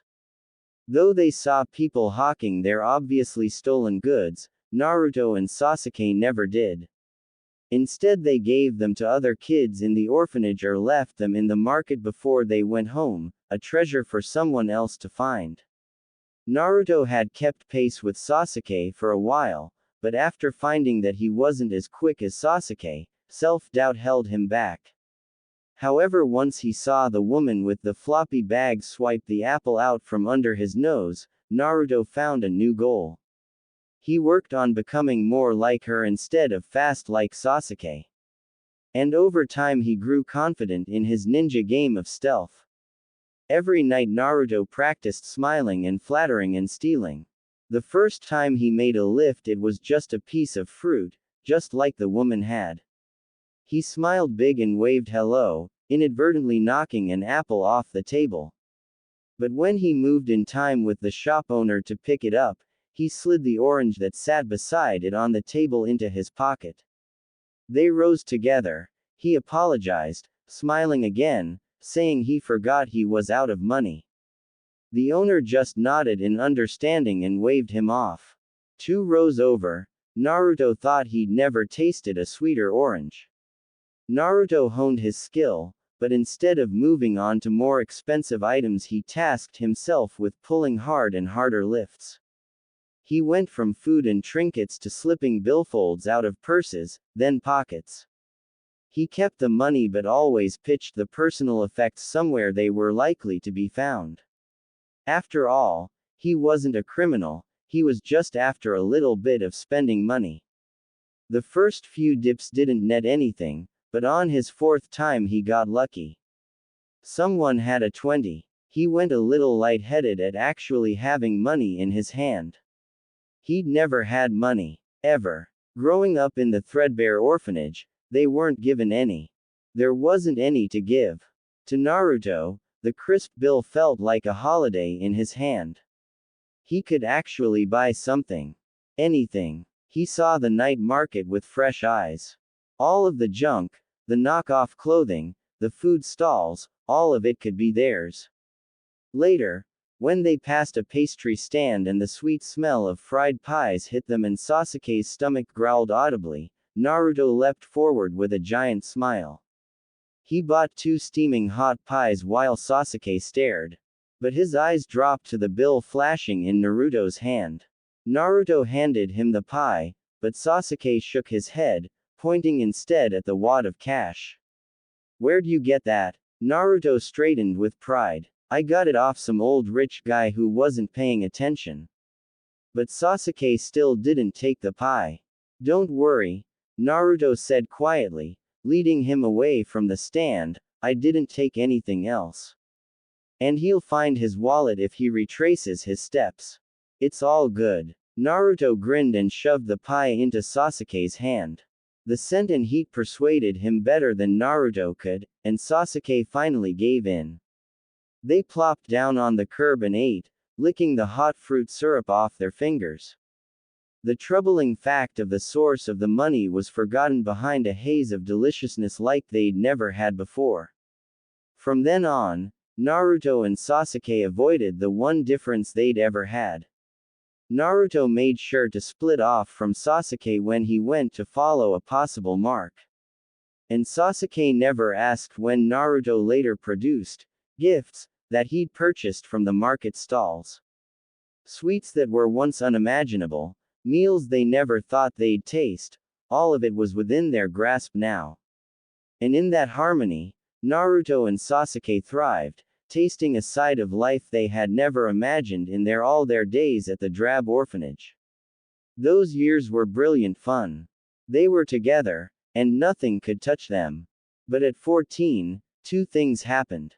Not together, in fact, they occurred months apart. But in Naruto's memory, the 2 events were inextricably entwined, as if they happened the very same day. Sasuke was chosen for the academy. And Naruto was marked for the Akatsuki. Author's notes. This chapter opens up more about where Naruto came from. And his friendship with Sasuke. But hopefully I've captured their personalities even in the modern world. Threw in a nod to his ninja background and a tie to Katsuro from VITW, did you notice? Next chapter, everything changes for Naruto. So, if this wasn't the story you were hoping to see updated, don't worry. I'll be getting them all updated very soon. Smiley face, but this one was finished first.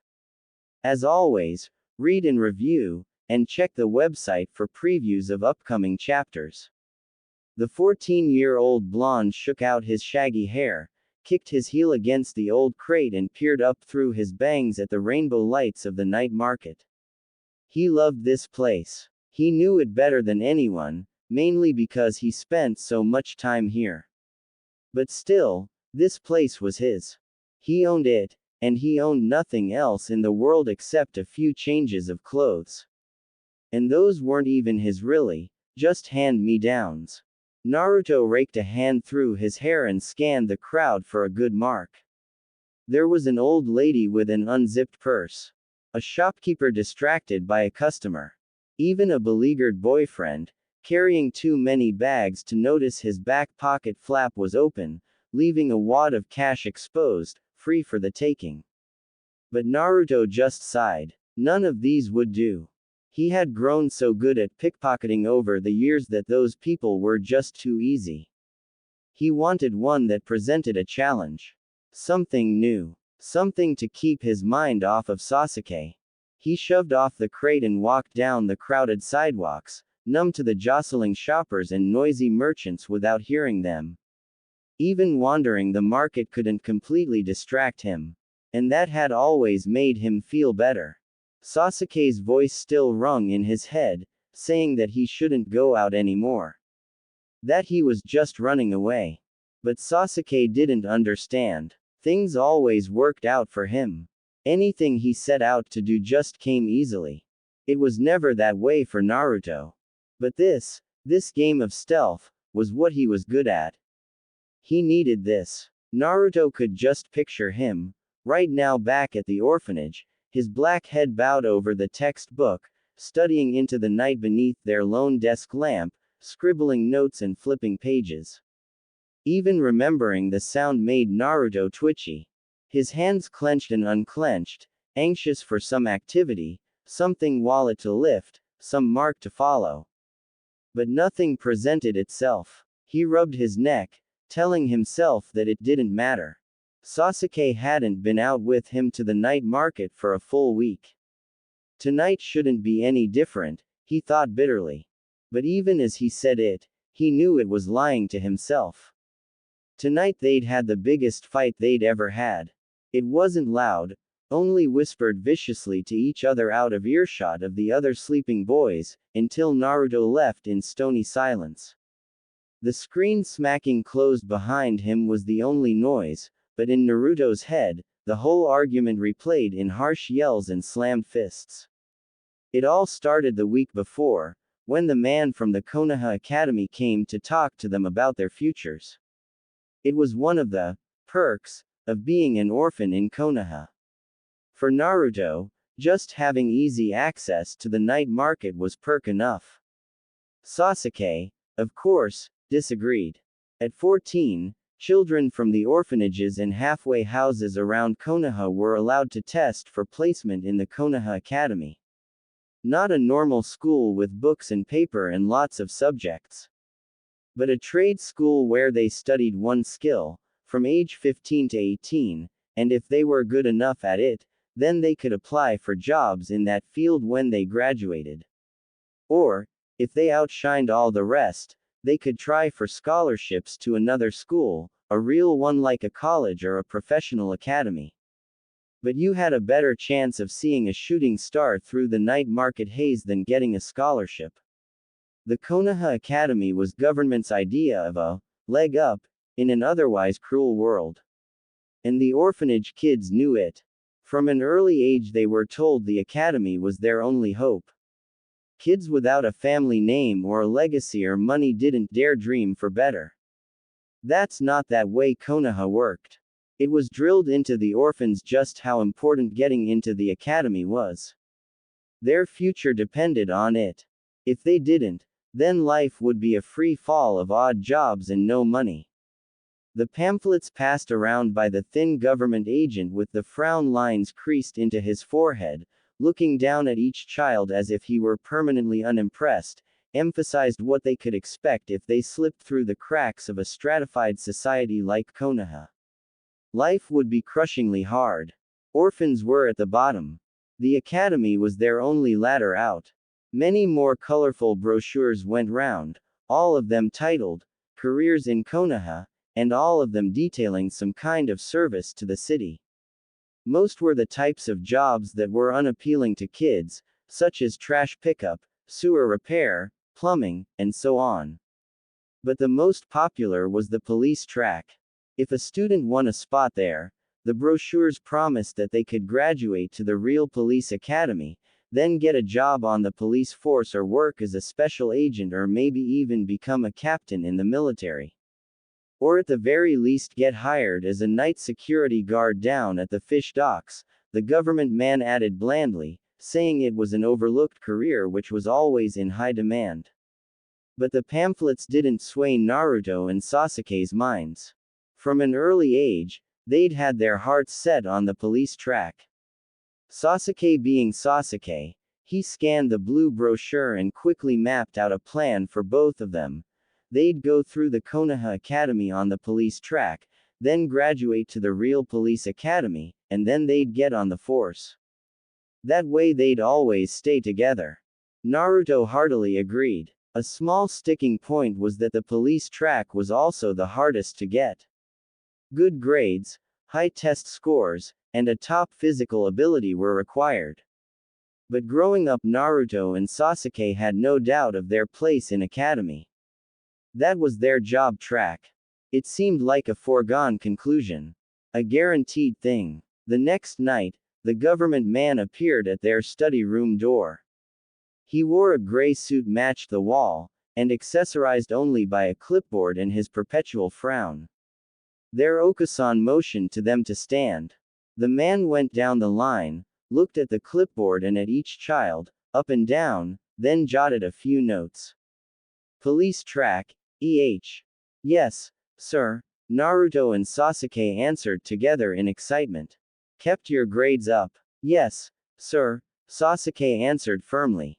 You healthy? Strong? Yes, sir, Naruto chimed in. And you've stayed out of trouble? Clean record. They nodded vigorously, not giving voice to that half-truth. They didn't exactly stay out of trouble, but they'd never been caught, so that was as good as a clean record, right? The man scratched out more notes on the board, then pointed to a box of books by the door. All right, you'll find textbooks and manuals there. Study them. You'll have 3 tests, 2 practice and 1 final exam. At the end of each month I'll return and test you on how far you've gotten. The study courses are outlined in the books. Study hard. Good luck. The boys scrambled to find their books and took them back to their beds. They curled up that night with visions of what their future might hold, devouring the information until well after curfew. It was only when Naruto was nodding off did he realize that they hadn't gone to the night market. It was the first night they'd missed it. Still awake, studying the textbook in his bed, Sasuke didn't seem notice. The next morning, Sasuke never mentioned the gap in their nightly ritual. Instead he set to memorizing everything in the book.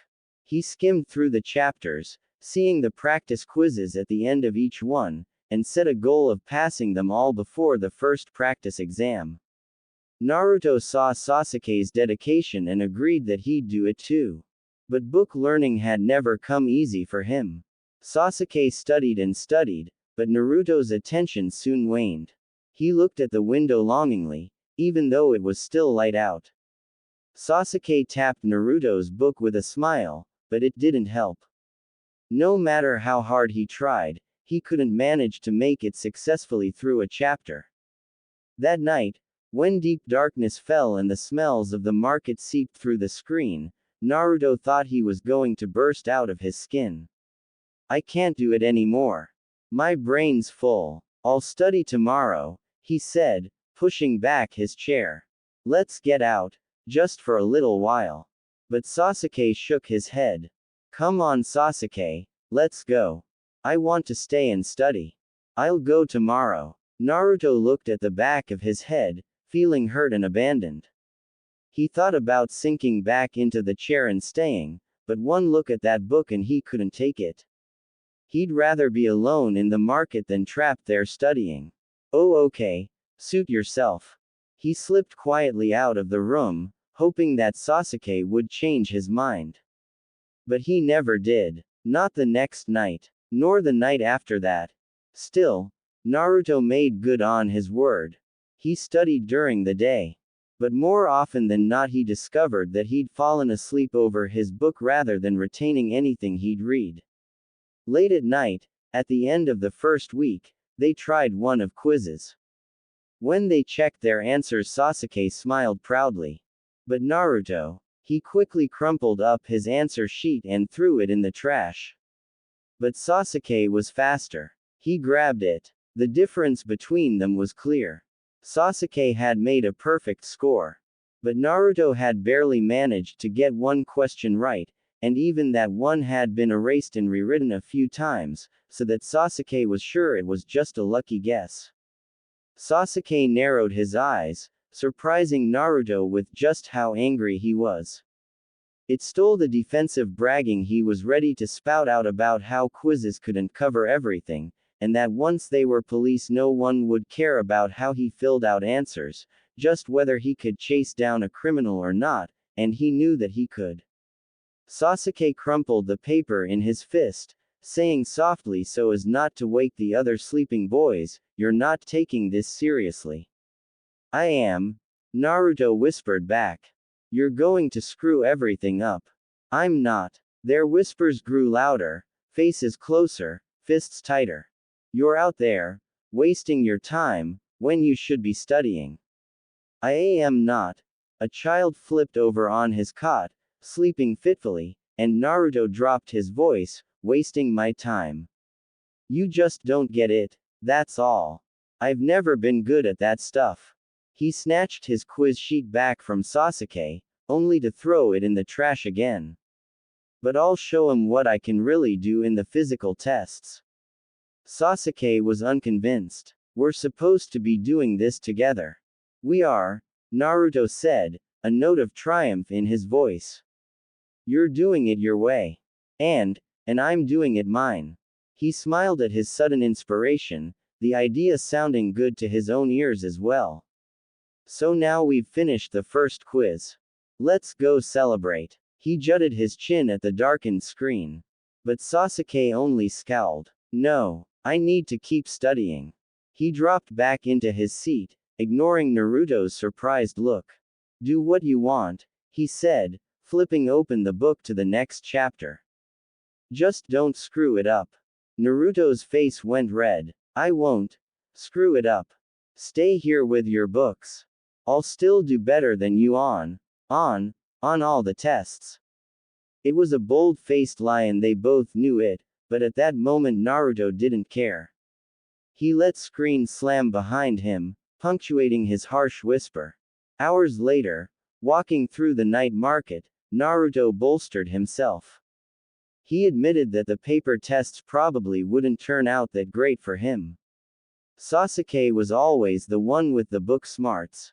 In the physical test he was bound to shine. A real police officer would have to be strong and able to think on his feet, not recite from a book anyway. He was steadily growing faster and stronger. And he'd never seen anyone else at the night market with skills like his. He'd know, because he'd looked. He was really good at his game of stealth, maybe the best around. And that had to be good for something. With the whole of the night market at his disposal, it made Sasuke's pressure about studying fade into the background. Who needed tests when you could lift anything you wanted, whenever you wanted? The tight knot in his shoulders he'd had since he left the orphanage that night finally began to ease, and he started to feel better. Just then, a family passed into the stall in front of him, and Naruto knew he'd found his mark. The father, being pulled into a music seller's tent by his two kids, adjusted his hand in his front pocket, giving away that that's where he'd tucked his wallet for safekeeping. Naruto smiled to himself. Perfect. The back pocket was too easy. Anyone could do that. But the front pocket, that was a challenge. He strode casually up beside them, all attention fixed on the rows and rows of CDs on the table. He leaned beside the father, stretching for a disc in front of him. The man stepped aside politely, giving Naruto room to shop. But he didn't know that Naruto's other hand had already dipped into the edge of his pocket, under the cover of his outstretched arm. As the man leaned away, his wallet neatly dislodged. Naruto smiled into the man's face. "Thanks." The harried father nodded with barely second glance. This was where it got fun. Instead of leaving like any other common pickpocket would, snagging the wallet and splitting as fast as he could, Naruto stayed put, just a step away from his mark. He turned the CD over in his hand as if he were just another shopper. He didn't know if it was adrenaline or not, but he always got a faint buzzy feeling in his brain at this part.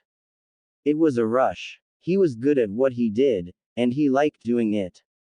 If he was discovered now, if he'd been seen or if the man noticed his wallet was missing, then it was all over. But they never did. Naruto knew he was that good. Naruto examined the CD in one hand, looking terribly interested in the song listing at the back, while the other hand in his pocket flipped through the wallet and tugged out half the bills.